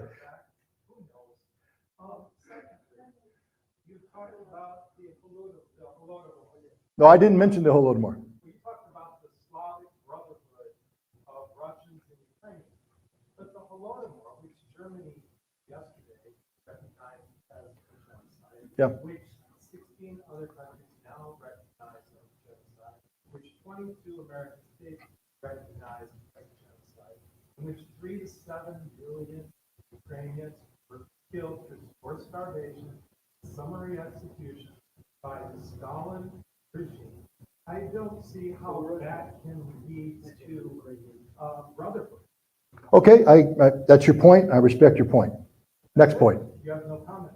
I disagree with everything you say about the characterization of the Holodomor. Do you want to have a debate about it now, or we can do it later over a beer? It's up to you. Okay. Yes, sir. That's not good enough. With the potential climax of this conflict coming soon, do you have any concerns about NATO and Article 5, being drawn into the conflict when they reach that crisis point? Yeah, here's the thing about NATO and Article 5 and such. Article 5 is the self-defense article. It's an attack against one is an attack against all. Article 5 has been implemented one time after 9/11. It was implemented not because Europe was running to help America, it's because America begged Europe to implement under Article 5 to create the political environment of the world coming to America's assistance. There was no combat under Article 5. Luxembourg flew some AWACS aircraft over American territory, and some ships were deployed into the Mediterranean to prevent refugees from coming to Europe. That was the only time Article 5 has been implemented. Article 4, on the other hand, is the war article. It's the most dangerous article of NATO. Article 4 is what NATO used to go to war against Serbia. Remember, a defensive organization carried out a war of aggression against a European nation. NATO, a defensive alliance, carried out a war of aggression against a European nation, Serbia, using Article 4. Article 4 is where NATO gets to come together and describe a situation that presents a security risk and determine what they're going to do about it. Article 4 was justified to go to war against Libya, a war of aggression. Article 4 was used to justify NATO's multi-decade involvement in Afghanistan, nation building. Article 4 is the most dangerous article, not Article 5. There will not be an Article 5 triggering event. Russia is not going to attack NATO. There's no reason for us to attack NATO. They don't want to attack NATO. It just isn't going to happen. The question is, what is NATO going to do in Ukraine? Right now, we have a NATO member, Poland, talking about perhaps annexing Western Ukraine, which used to be part of Poland back in the 1920s, 1930s, was stripped away in 1939, Ribbentrop-Molotov, Germans occupied, Russians won the war, reoccupied, stripped it back, gave it back to Ukraine. Poland believes that that's Polish territory.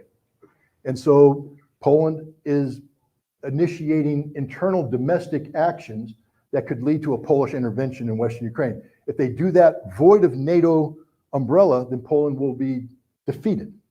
Poland's only hope of success is to get NATO under Article 4 to deem the situation in Western Ukraine to be of such important security matter to European security that NATO is going to intervene, create a no-fly zone, create a humanitarian corridor to protect the refugees that are coming in. And now we have a situation where Russia could very well fight NATO troops on Ukrainian soil, Article 4, not Article 5. The other danger comes in Transnistria, Moldova. Right now, Ukraine is talking about, this is a breakaway republic, Moldova, and right now it's separated from main Russia part by the province of Odessa and Nikolaev. The Moldovans right now are saying they want it back. The Romanians are talking about helping the Moldovans bring it back. The Ukrainians are saying, why do we want to wait until Russia takes Odessa? Let's attack now. That's a big danger. Article 4 could be invoked under that. Article 4 could bring NATO and Russia into a war over Transnistria. The biggest threat to European security today is Article 4 of the NATO Charter. Yes, sir. Why would Zelensky outlaw the Ukrainian Orthodox Church? Why would Zelensky outlaw the Ukrainian Orthodox Church? Well, because we're dealing with symbols of nationality. The concern on the part of Zelensky is because of the significant Russian population in Ukraine, that the Russian Orthodox Church could actually hold sway over more people in Ukraine than the Ukrainian Orthodox Church. But this is an issue that predated the current conflict. Early on, before the war started, the Ukrainian church broke away from the larger Russian church family and started practicing on their own and starting to threaten the Russian Orthodox churches. And now, as part of this cultural genocide, we might call it, between the Ukrainians and the ethnic Russians of Ukraine, they're outlawing the Russian Orthodox Church. Yes, sir. I'll go until they stop asking questions. Okay. I promised them that I would answer their questions. Okay, so as long as you want to ask questions, I'll answer your questions. Yes, sir. You got to slow down, sir, because I'm deaf. You're giving some sort of like Mickey Mouse reason for the escalation. You're talking about some generals that we're going to have a big escalation. We're going to have a big. You got to slow down, please. I can't hear you. You're giving Mickey Mouse reason for this escalation. You're talking about some generals said we're going to have a big offensive. The reason for it was that it developed in a war of attrition. The DPR and LPR started losing, or went stale. That's the true reason for that. So I don't understand your question. I'm going to come over here because I literally had things blow up in my head and I can't hear. I'll repeat your question. You're giving some sort of like Mickey Mouse reason for it. Okay. You're saying some generals said we're going to have a big offensive. You're saying Some generals.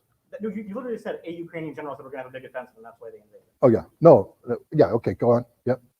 The true reasoning for it is because the development was stalemate, basically a war of attrition. The LPR and GPR couldn't advance. That's why Russia did what it did. Am I correct? No, but what's your question? That's my question. Okay. Why am I wrong? All right. No, I'll explain. All right. I got the question now. Yeah. The question is, I was giving Mickey Mouse reasons about why Russia launched their attack on Ukraine. That my reason that a Ukrainian general said there was going to be an attack against the Donbass is wrong. The real situation was that the LNR and DNR, the Lugansk People's Republic and the Donetsk People's Republic, had achieved a stalemate, were either being beat or it was stagnant and they couldn't advance. And that's why Russia came in to do what they did. Did I get your question right? Yes. Thank you. It's tough. I'm not being facetious here. I literally am deaf, so I couldn't hear you. Why are you wrong? Well, first of all, when Minsk started, do you know the numbers of troops that were in the LNR and DNR militias? 60 to 80,000. You know how many troops they had when the current invasion started? 10,000. Why? No, because they demobilized because of Minsk and because of Minsk 1 and Minsk 2. They demobilized. They sent people home because they believed that there was going to be a peace treaty. You know who didn't demobilize? How many Ukrainian troops were on the other side of the border when Minsk was started? I'll help you out, 30,000. How many were on the border when this war started? I'll help you out again, 60 to 100,000. The one side that was escalating numbers was the Ukrainian side. The side that was de-escalating numbers was the DNR and LNR. Who was weaker, who was stronger, who was prepared to launch the attack? It isn't fiction what the Ukrainian general was saying. Everybody recognized it. Say again? No, the media sources that reported them haven't provided me with the name. There's mass graves in Donbass too. I can't hear you. There's mass graves in Donbass too somewhere, right? I don't know. Are there? The same media sources said we found mass graves. So wait for them. I mean, this is like media sources said Trump colluded with Russia. This is the same like nonsense, dude. You just call me dude? That's okay. I just wanted to, I just wanted to make sure. Look, the media isn't perfect. There's propaganda on both sides. There's disinformation, distortion. We'll find out when the history books are written. What we do know right now is that there are hundreds of thousands of Russian troops in Ukraine.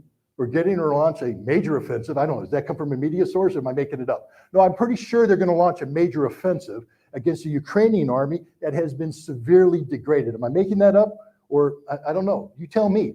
But the point is, they're going to wipe the slate clean of these Ukrainians, and tens of thousands or hundreds of thousands are going to die. That's the reality. We can sit here and nitpick about history going in. The books will be written once the facts are all known. I agree with you that the media gets it wrong a lot.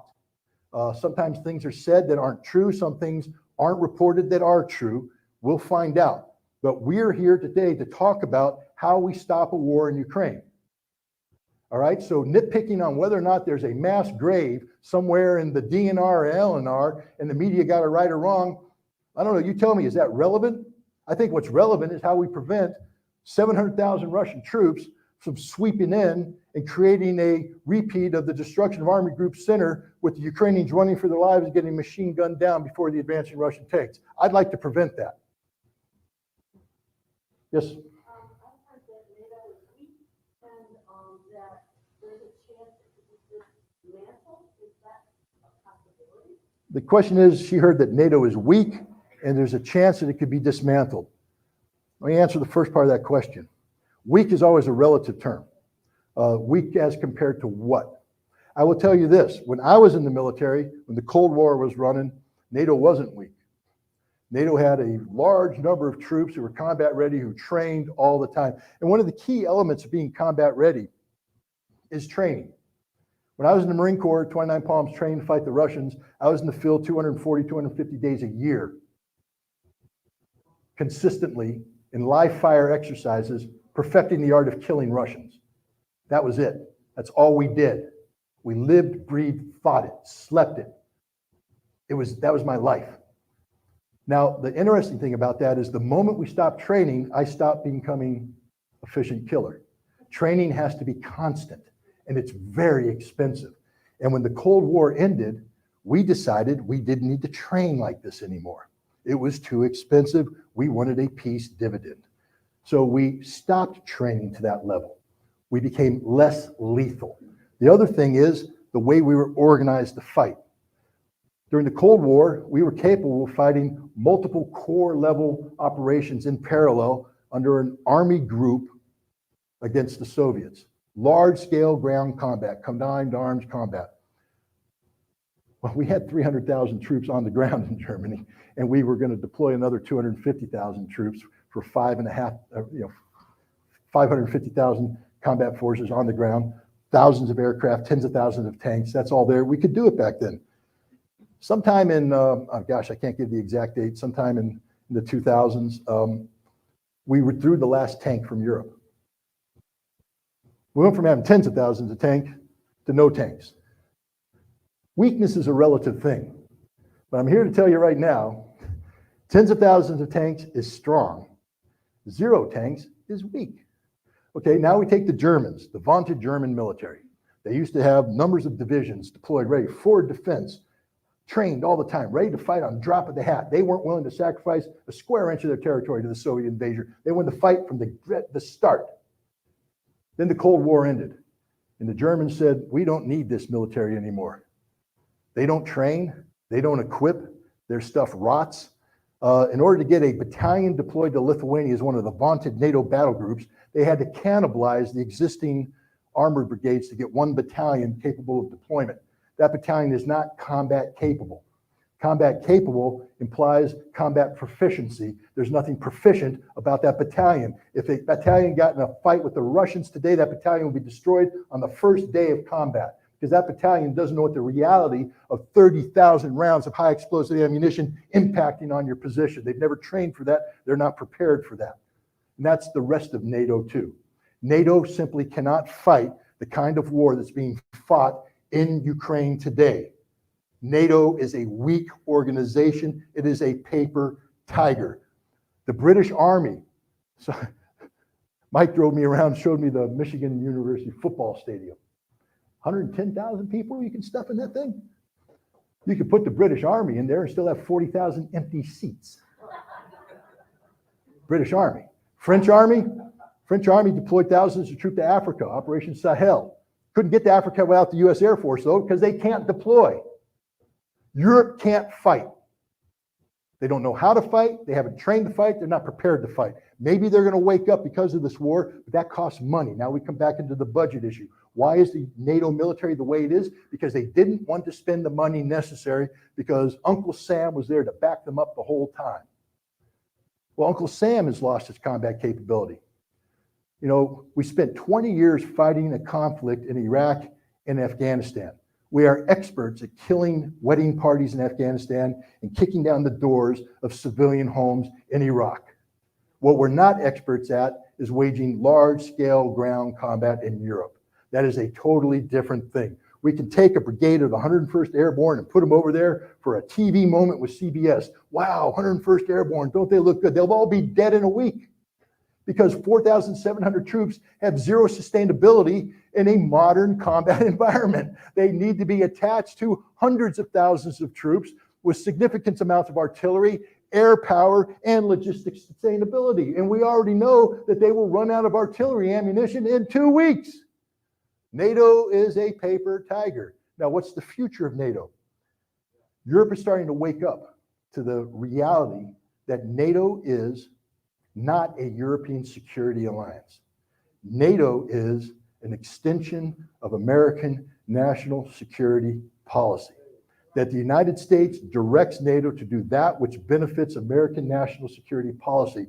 And there are many people in Europe right now saying, why are we destroying our economies backing Ukraine in this conflict? Why are we pretending that Ukraine was ever going to be a member of NATO when they never were going to be a member of NATO? Why are we sacrificing everything to engage in a conflict that only has one victor? The United States.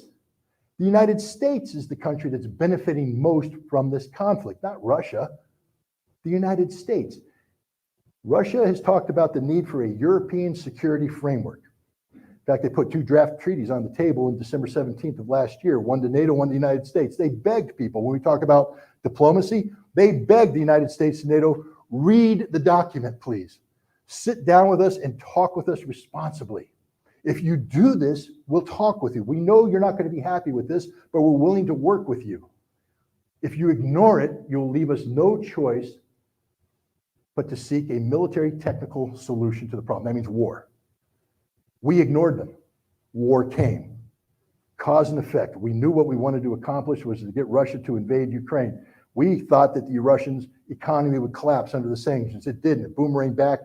European economy is collapsing. We're now left with a much different position, with a Russian army beginning the mobilization. Understand this, Russia can mobilize all day. All day. We can't. NATO can't. Ukraine is what, in their 9th, 10th round of mobilization? They're taking old men, women. They got nothing left, ladies and gentlemen. Russia has just begun. If this is going to become a war of attrition, and it won't, because I think Russia's going to clean the slate soon, but if it does, Russia wins that war of attrition too. NATO's got nothing left, except men. They don't know how to fight. Take your average German trooper. That's all I'm going to say. Yes, sir. When the United States announced itself as a sole superpower, that was really speaking to the American people. The USA is announcing itself as the sole superpower, and it means the sole imperialist power that plays with financial ruling classes to organize scenarios to make profit. And when you say the United States is benefiting from this war, it's that investor class that is somewhat global and focused here, that's benefiting from any war. And the profits from war are part of a global structure that wants to make profits from everywhere, but especially from war. And because it's global, it's not just about Russia, it's about China too. And I think when you speak to what's our responsibility as Americans, is to say if we want to be the sole superpower that's playing globally to make profits for investors, and if there's an off-ramp that has to do with recognizing the responsibility that we have as Americans to be in the middle of the sole superpower and all these financial military games to benefit only an investor class. And that's what I want to focus on. No, that's a fair question. I'll try and condense it. If I get it wrong, raise your hand and say you got it wrong. Okay. Basically, at the end of the Cold War, the United States declared itself to be the sole remaining superpower on the earth. But that's beyond simply just stating the nation. It's about a system. We call it the rules-based international order that was imposed by the United States on the globe after the Second World War. This is various organizations, treaties, etc., arrangements, petrodollar, the dominance of the dollar is the global reserve currency.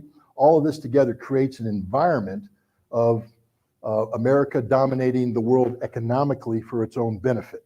And so when we talk about how to change this, we have to talk about that system that involves not just Russia, but other nations like China. Did I get it right? Okay. Well, investor class, but here, I'll answer about the investor class. Here's my response to that. The United States of America is a consumer-driven society. Does anybody disagree with this?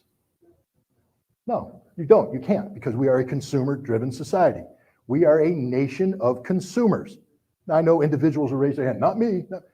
I applaud you. Good job. But the most of us are. We earn money. We spend money. We go shopping. How did we seek to resolve some of the major economic crises of the day?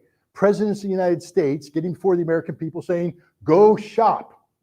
That was the solution. Go shop. Go spend. Spend money. Why? Because as we consume, we wrap ourselves in a cocoon of comfort. And as long as we're in this cocoon of comfort, we're happy, we're warm, we're cuddly. We don't care about anything else. Just keep me wrapped in the cocoon of comfort. And that's what we do. And we don't want to rock the boat, because the second we rock the boat politically, we break free of that cocoon and we're not comfortable anymore. And a consumer-based society must be comfortable. We must have the illusion of gainful employment. We must have the illusion of the ability, if we can't accumulate wealth now, the American dream is that at some point in time we will, despite the fact that we're bankrupted by student loans, by high interest loans, mortgages, the whole work. It's a fake dream, ladies and gentlemen, but it's there nonetheless, and the vast majority of us buy into it. And so you say, how can we change this? I don't know, because it means a fundamental change in what we do. The United States of America today is a nation that consumes far more than we produce. Ask yourself, therefore, where does that which we consume come from? Well, it ain't America. It's the rest of the world. Now, if we really cared about people and human rights and all the things we pretend to care about, you'd think we'd want to pay market rate for this stuff, right? Isn't that fair? I mean, I go to the store, I see the coffee, and it's, there's the special kind of coffee you buy where we're saying we're helping the coffee farmers because we're paying them higher rates than the low rates that we get for the other coffee. I don't drink coffee, but my daughter's fiance does, and I try and buy it for him. So I can only get the farmer-friendly coffee because it's helping. But it's ridiculous, because the notion that that's going to change anything. Guys, the rules-based international order is about America dominating global economic and commercial interests. That's it. We have to dominate the world so that we can receive that which we consume at lower than market value, so that we can consume things that are priced affordably for the American consumer. You see, if we start pricing things too high, the American consumer stops buying it. We need to keep the prices low so the consumer spends because that's what makes our economy work. How do you get Americans to break free of that? And I don't have the answer because you're asking people to do that which is, it runs counter to what they're raised to do. The DNA of America is the American dream. A home, two-car garage, a job, a mortgage, a cat, a dog, some kids, a lawn, a lawnmower, a Christmas tree, Christmas present. We can go on and on and on, but it's all consumer driven. In order to get us to change this, we have to break free of that paradigm, and I don't have the answer. But you know who does have the answer? The rest of the world. You see, because the rest of the world is tired of playing the American singularity game. The rest of the world is tired of playing the game where the United States says, because you touched the dollar through the SWIFT banking system or anything else, we can sanction you. And other nations are going, but I'm not even doing business with you. I'm Iran trying to do business with France. Yes, but a dollar touched the transaction, so we can sanction you for doing business. It's illegal as hell, but America's doing it anyways. We sanction the world, citing American law, not international law. The world is tired of this. You know what else the world is tired of? Us doing things like seizing the $700 billion sovereign wealth fund of Russia that bought into the notion of a national reserve currency built on the dollar and the euro, and they put it in the currency reserve banks, and we said, we're seizing it. It's illegal, but we did it anyways. Why? Because we're America, we can do it. The world's tired of it. America built something called the G7, the group of seven. We built it. It's the 7 most influential economies in the world. Not anymore, though, thanks to the United States. You see, Germany, France, Great Britain, Italy, they probably shouldn't be members anymore because they're collapsing economies, not advancing economies. But the G7 then said, how do we control the world? We'll create something called the G20, the group of 20, the 20 largest things. But the world's tired of playing that game. So they came up with something called BRICS. Brazil, Russia, India, China, South Africa said, we're not playing the G7, G20 game. And they came up with an alternative economic forum that represents multipolarity as opposed to American singularity. And now here's the fundamental question. When you take the G20 and you subtract the G7 from the G20, what do you get? BRICS. Guess who's taken over the world, ladies and gentlemen? BRICS, the multipolarity. And they're going to start dictating terms to us. That's how we break this paradigm. So the question isn't how we get America to change from within. The question is how we get America to accept peacefully what's about to happen, which is the world renegotiating the terms of coexistence with the United States economically. And as a consumer-driven nation, we're not ready for that. We're not ready for that, and that's the real danger we face. Sir, in the red, you've had your hand up forever. So you suggested that Russia's reason for intervening in Ukraine is because they want to help protect the Donetsk and Luhansk People's Republics from Ukrainian aggression. Is that a correct general? Yes. Okay. Previously, earlier in your speech, you described NATO's intervention in Serbia as a war of aggression. But in that case, there were ethnic Serbs who were committing ethnic cleansing, forced deportations, and mass killings of ethnic Albanians who wanted to secede and form Kosovo. And NATO intervened to help protect them from that violence. So how is that a war of aggression when how is that a war of aggression when Russia is intervening in Ukraine with a much less logical pretext? There's been no ethnic cleansing against Russians in Ukraine. The current president of Ukraine is a native Russian speaker. How is that a defensive war when somehow the intervention in Serbia was an offensive war? 50 gold stars to the gentleman in the back. And I'm being a little facetious here. Before you start spouting off NATO propaganda, I will ask you the following questions. How many Kosovars were ethnically cleansed, murdered by the Serbians? Give me a number. I think it was a few thousand. Nope, keep going. Less, keep going. You see, the problem is it was a manufactured number. The CIA admits it. We made it up. Do you know what the Kosovo Liberation Army is? The KLA? They were a CIA-trained organization who was tasked by the CIA for carrying out operations inside Kosovo against Serbian populations to to provoke the Serbian army and security forces into reacting. There was one village, it begins with an R, Radek or something, I can't remember. Do you know it?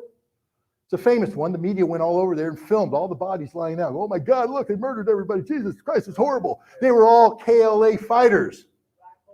There were no civilians involved in that. Okay, they were KLL fighters who were fighting them.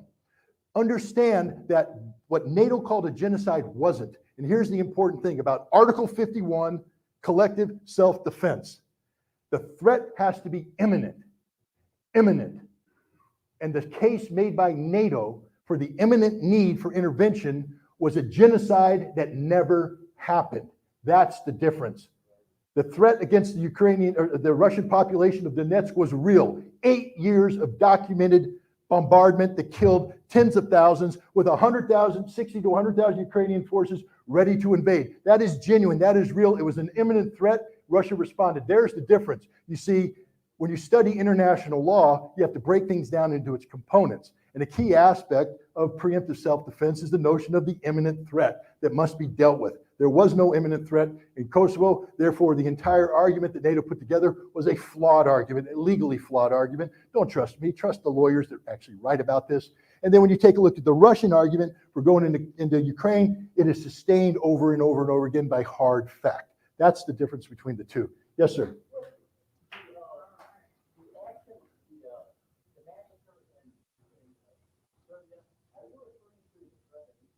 No. No, that wasn't in Serbia. That was in Bosnia. Do you feel that modern China has kind of set an example for the kind of direction that the world is going into outside of U.S. domination and sole influence, like you described earlier in the previous question? Yeah, modern China's setting an example. Well, I don't know about the example. I know they're outspending us. I sort of laughed when Biden got up in front of the G20 and begged them to come up with a $600 billion infrastructure investment fund. $600 billion. That's a lot of money. Except that the Chinese for the past decade and a half have been spending $7 to $10 trillion on the Belts and Roads Initiative. And they're out there building supply chain relationships with the world. And when they go in, the Chinese don't do things like we do. You see, when America comes in, we come in and say, we're going to give you this aid, but you have to ban abortion. You have to do this. You have to do that. You have to do this. We put all the strings on it. And nations don't like to be lectured to like that. To give you a prime example, Tony Blinken went to South Africa just recently this past summer and met with the South African, they call it the External Affairs Minister, a very intelligent lady. And she said, we Africans don't like having you Americans and Europeans telling us what we can and we can't do. We aren't colonies. We're not your slaves. We're a sovereign nation, and we get to make sovereign decisions to include who we trade with and why. And we will trade with Russia regardless of this because we don't agree with your assessment about this conflict. We happen to believe this conflict began with the expansion of NATO, with the aggression that forced Russia into a corner. We're not happy about the Russian invasion because it's a war, but we're not going to stop trading with Russia. And Blinken went, oh, well, we don't do that anymore. We don't do that anymore. That's not how we operate. We listen, we obey. The next day, the U.S. ambassador to the United Nations was in Uganda telling the Ugandan government that if you continue to trade with Russia, there will be repercussions. We can't even be consistent in the policies that we claim. The Chinese don't do that. The Chinese aren't perfect. I'm not up here singing the song about China. They come in with some unfair trade practices. They take advantage of their wealth. They leverage debt in a way that gives them control of facilities that they default on the loans. But I'll say this about the Chinese. In every instance where a nation has said, we can't afford this, we're going to default, the Chinese came in and forgave billions of dollars on the top. When was the last time the United States went in and forgave billions of dollars? No, we renegotiate the loans with the International Monetary Fund and the World Bank to come in and have a new term that lengthens the control that we have over their economy, because that's what it's all about, baby, the rules-based international order and American unilateral control of the global economy. The world is fed up with that. China first and foremost. They're winning the game. I'll give you an example. Barack Obama created something called the Trans-Pacific Partner. I'm getting this wrong. The Trans-Pacific Partnership, right? The whole idea of the Trans-Pacific Partnership was to create this massive free trade association in the Pacific. But who was left out? China. The whole idea was to create this massive trade relationship that kept China out, that walled them off, because we're America. We can do anything we want. Well, the problem is Donald Trump came in and said, that's stupid. It's costing us money. He dissolved it. Genius move, Donald, because you know what the Chinese did? They came in and built an even bigger trade alliance with all those people plus some. It's the biggest free trade alliance in the world. And guess who's not a member of it? The United States. We're on the outside looking in. So the world's changing. The Chinese are doing it better than we are. I'm not saying that it's the ideal model, but you know what? It's their model, and it's working for them. Yes, sir. I grew up in China, so I think consistent community in China. I don't agree with your comments.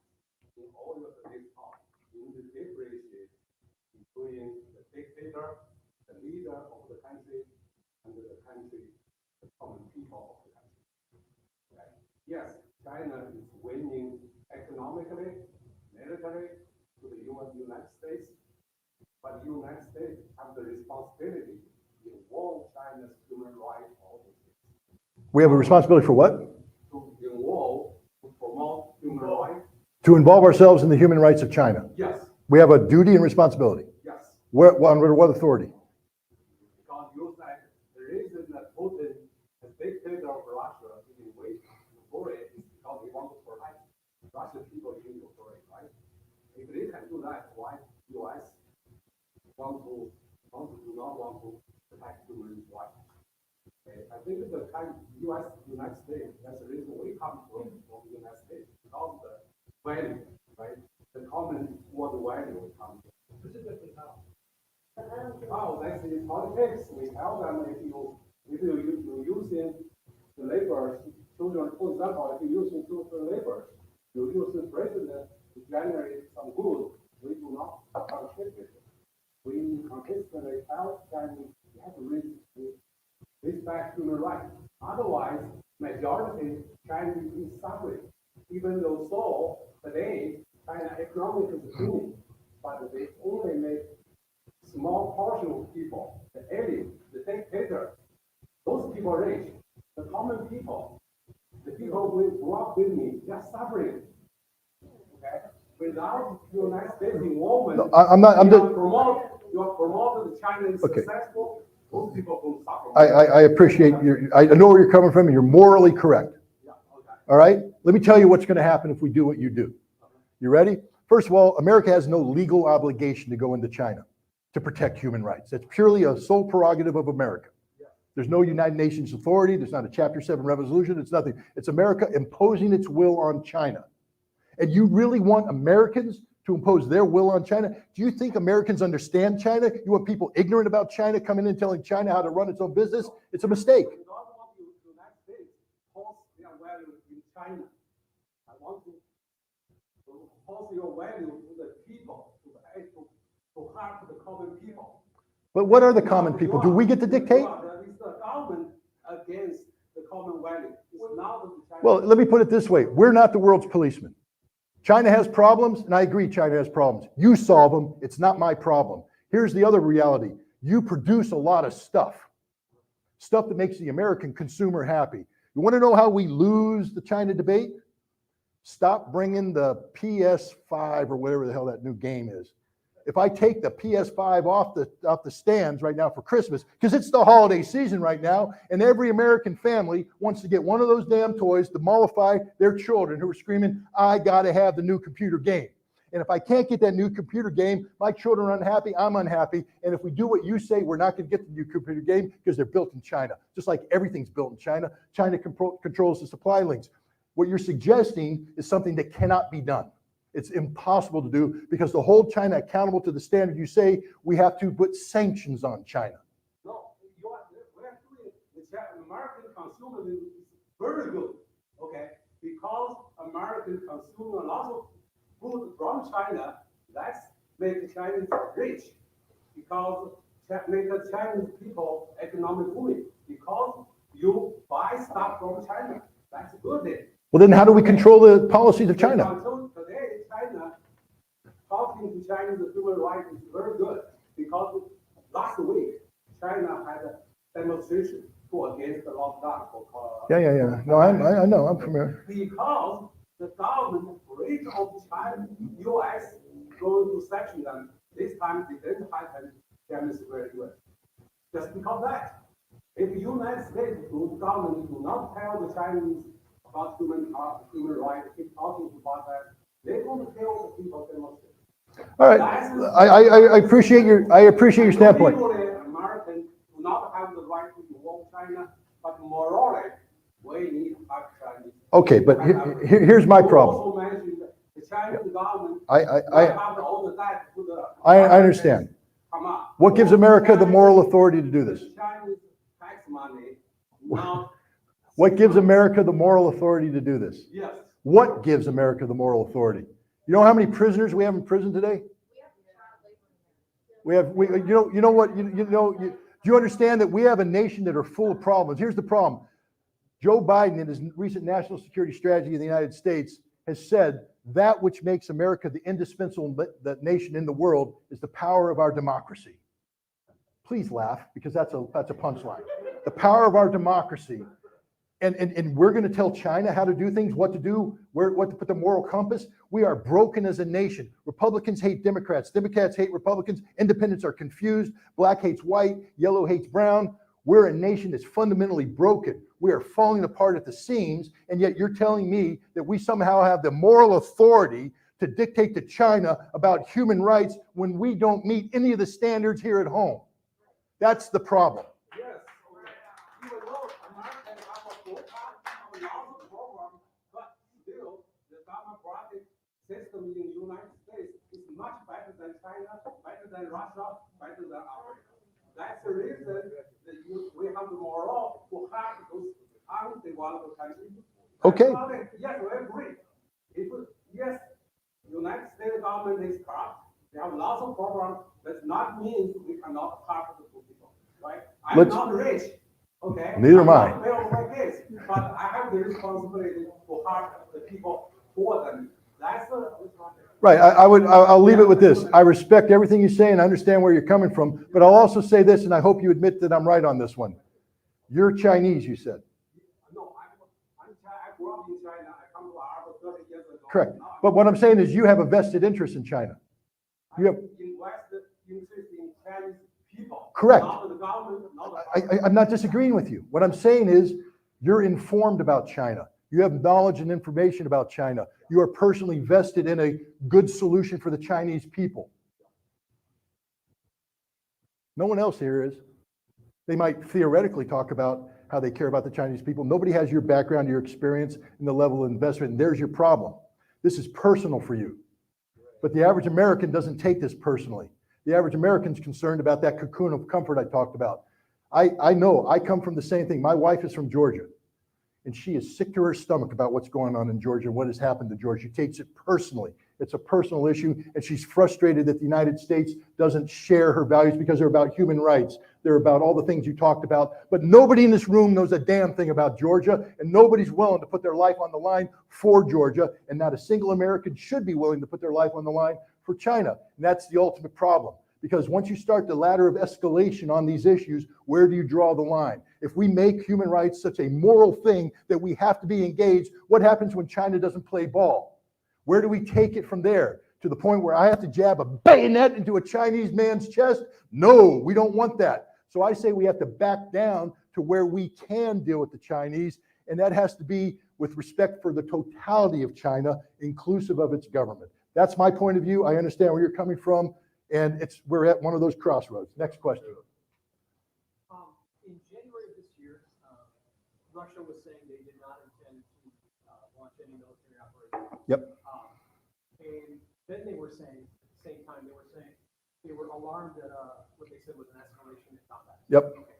And in fact, they even said the OSCE, which monitors it, they said that they were glossing over this.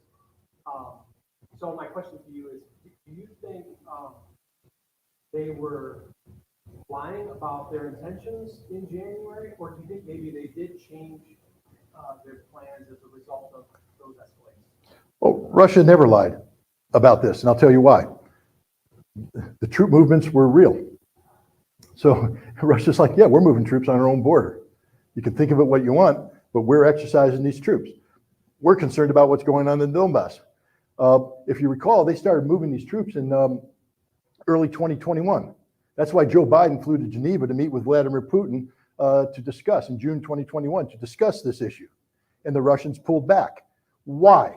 Because Joe Biden in Geneva promised that he would engage with Ukraine about Minsk. He said, I will put pressure on Zelensky to implement the Minsk Accords. In October, and he said he will call up the Germans and the French, who were co-sponsors for this. In October, the Russians held a high-level meeting with the Germans and the French. They said, hey, are you going to implement Minsk? And the Germans and the French went, no, we're not going to do that. They made the phone call to Biden. I thought you said you're going to make the phone call, make this stuff happen. Nah, we're not going to do that. Minsk is off the table. We're talking about Minsk 3 now. We want to come up with a new Minsk thing. The Russians go, no, we have a negotiated settlement here. It needs to be implemented. No, Minsk 3 is what we want. And the Russians went, we're not doing Minsk 3. You guys can't be negotiated with. And that's when the Russians put the draft treaties on the table in December and said, this is the solution. Since you guys are playing games, this is the solution. A new European security framework. Don't ignore it. If you ignore it, a military technical solution will be had. We ignored it. We ignored it sometime in mid-January.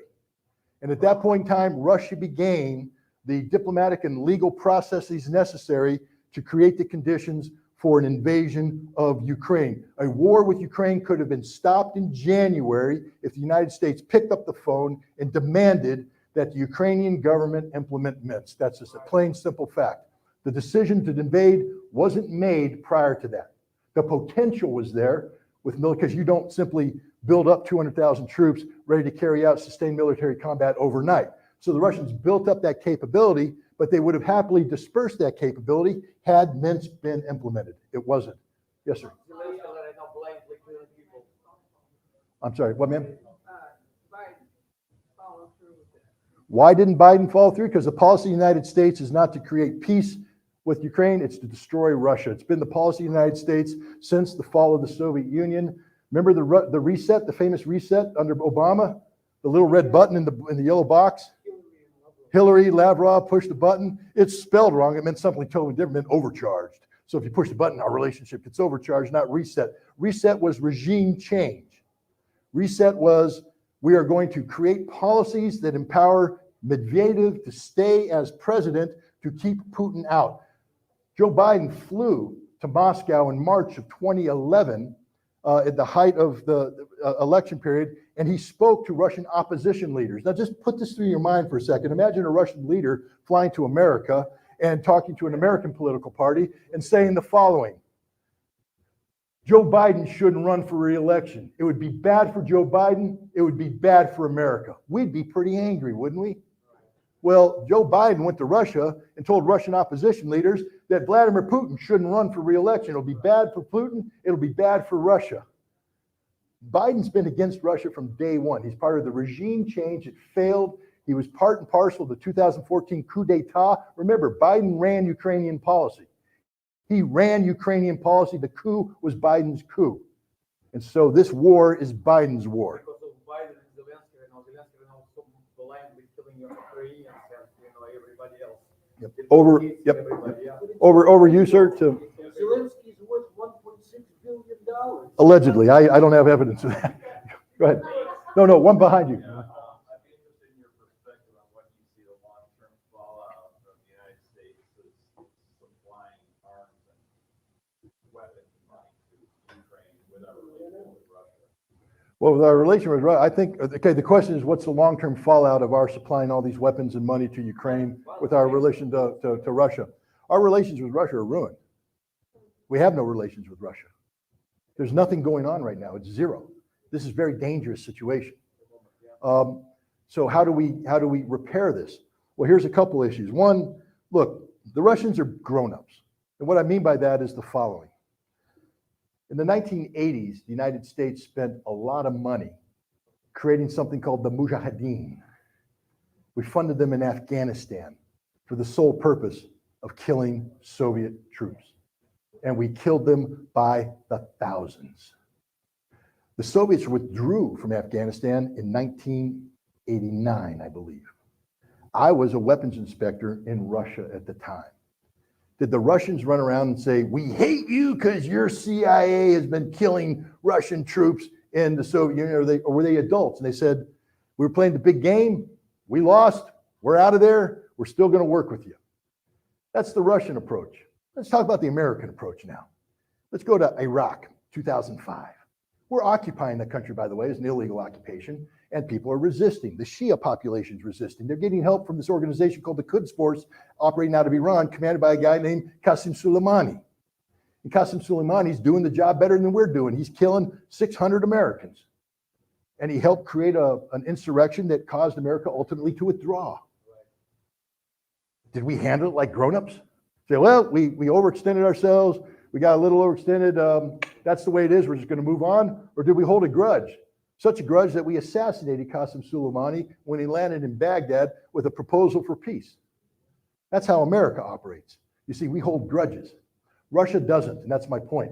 Russia will get out of this. Russia will take the adult approach. They're not going to hold this grudge forever. The question isn't how we lure Russia to the table. It's how we win Russia's trust to the table, what we have to do as a nation. And I believe that the first element of that is arms control. Look, Russia's going to win this war. I know there's people that disagree with that assessment. That's okay. We can have a conversation in 6 months. What? I think it's going to, you're looking at me, right? Yeah, I'm looking at you. I think they're going to get the DPR out here. How about Crimea? You get the whole Crimea? How about Kherson? Zaporizhia goes back too? Okay. We'll see. I mean, history will see. But the point is, what's going to... Oh. It's okay. It's okay. It's good. Okay. It's okay. Thank you. No. Everybody's allowed their own opinion. Everybody's allowed their own.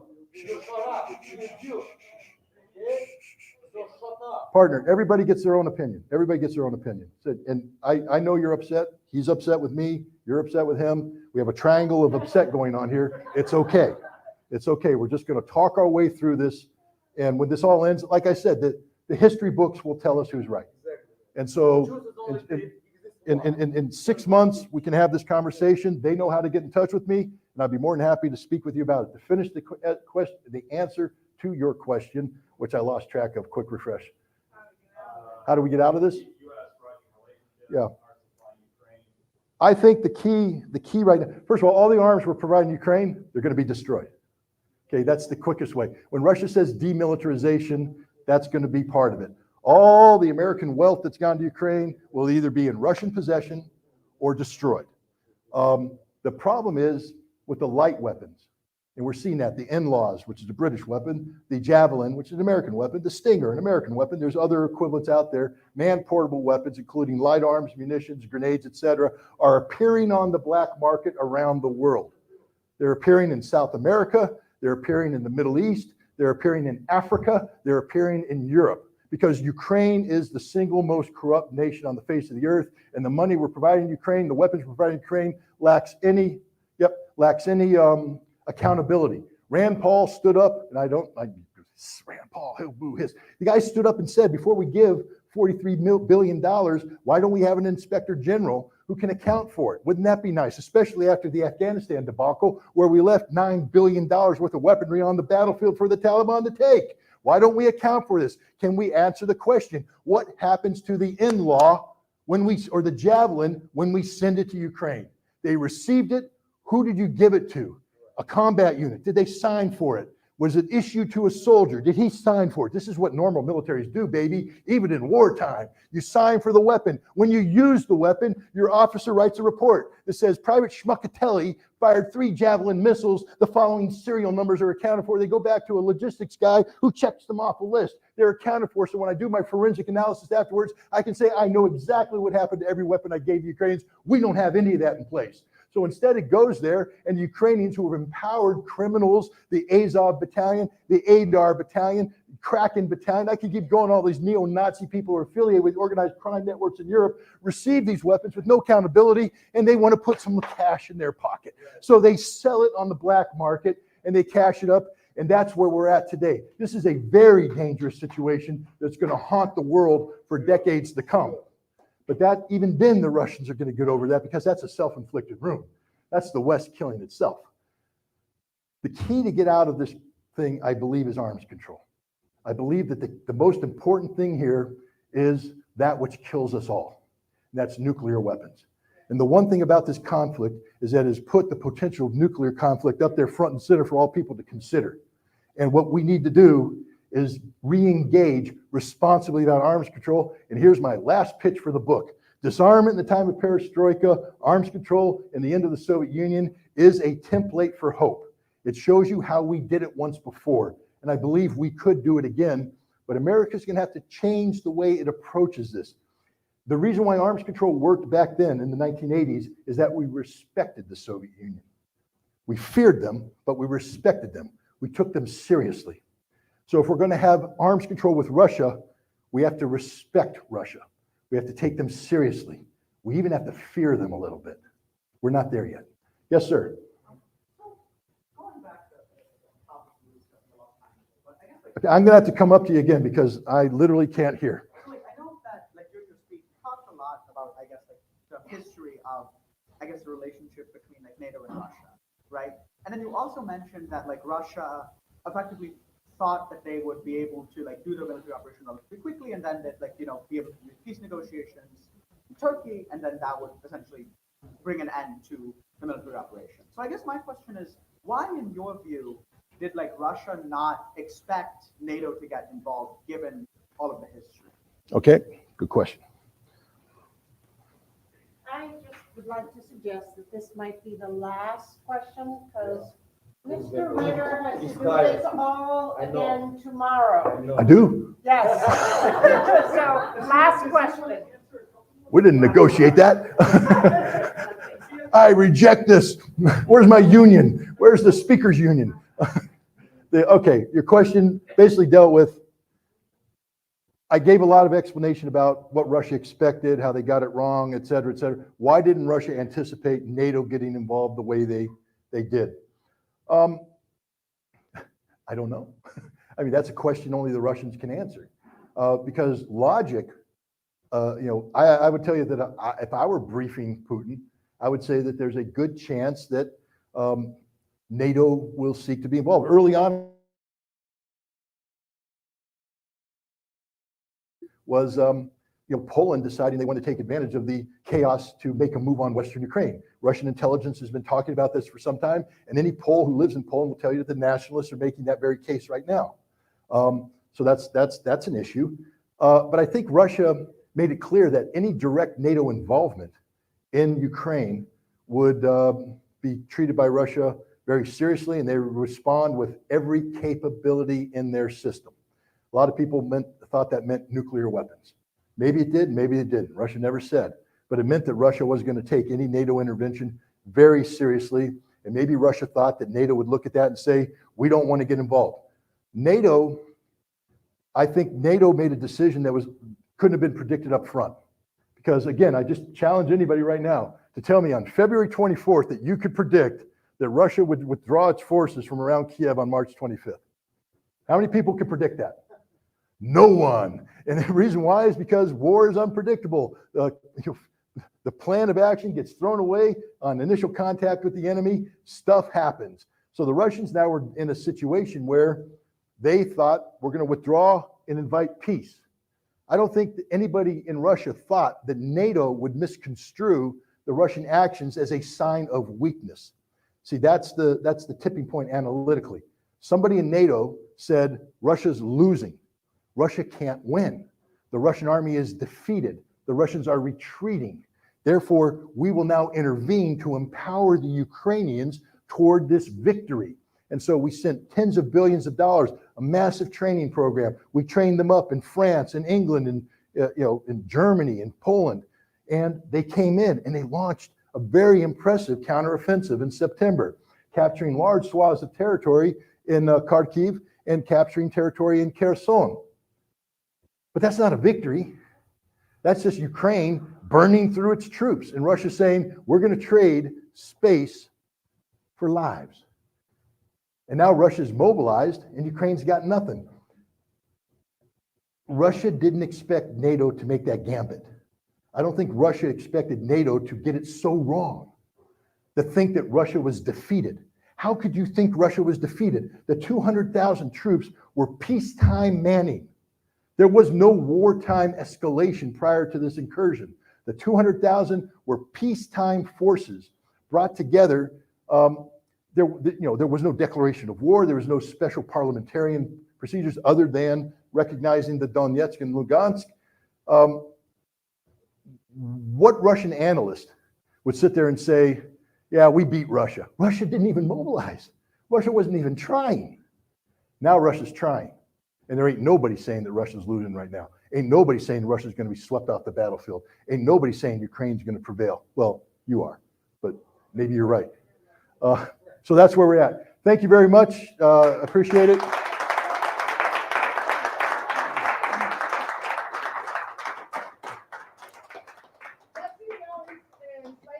out there for sale along with the earlier book, and he will be speaking again tomorrow in the main library at 12.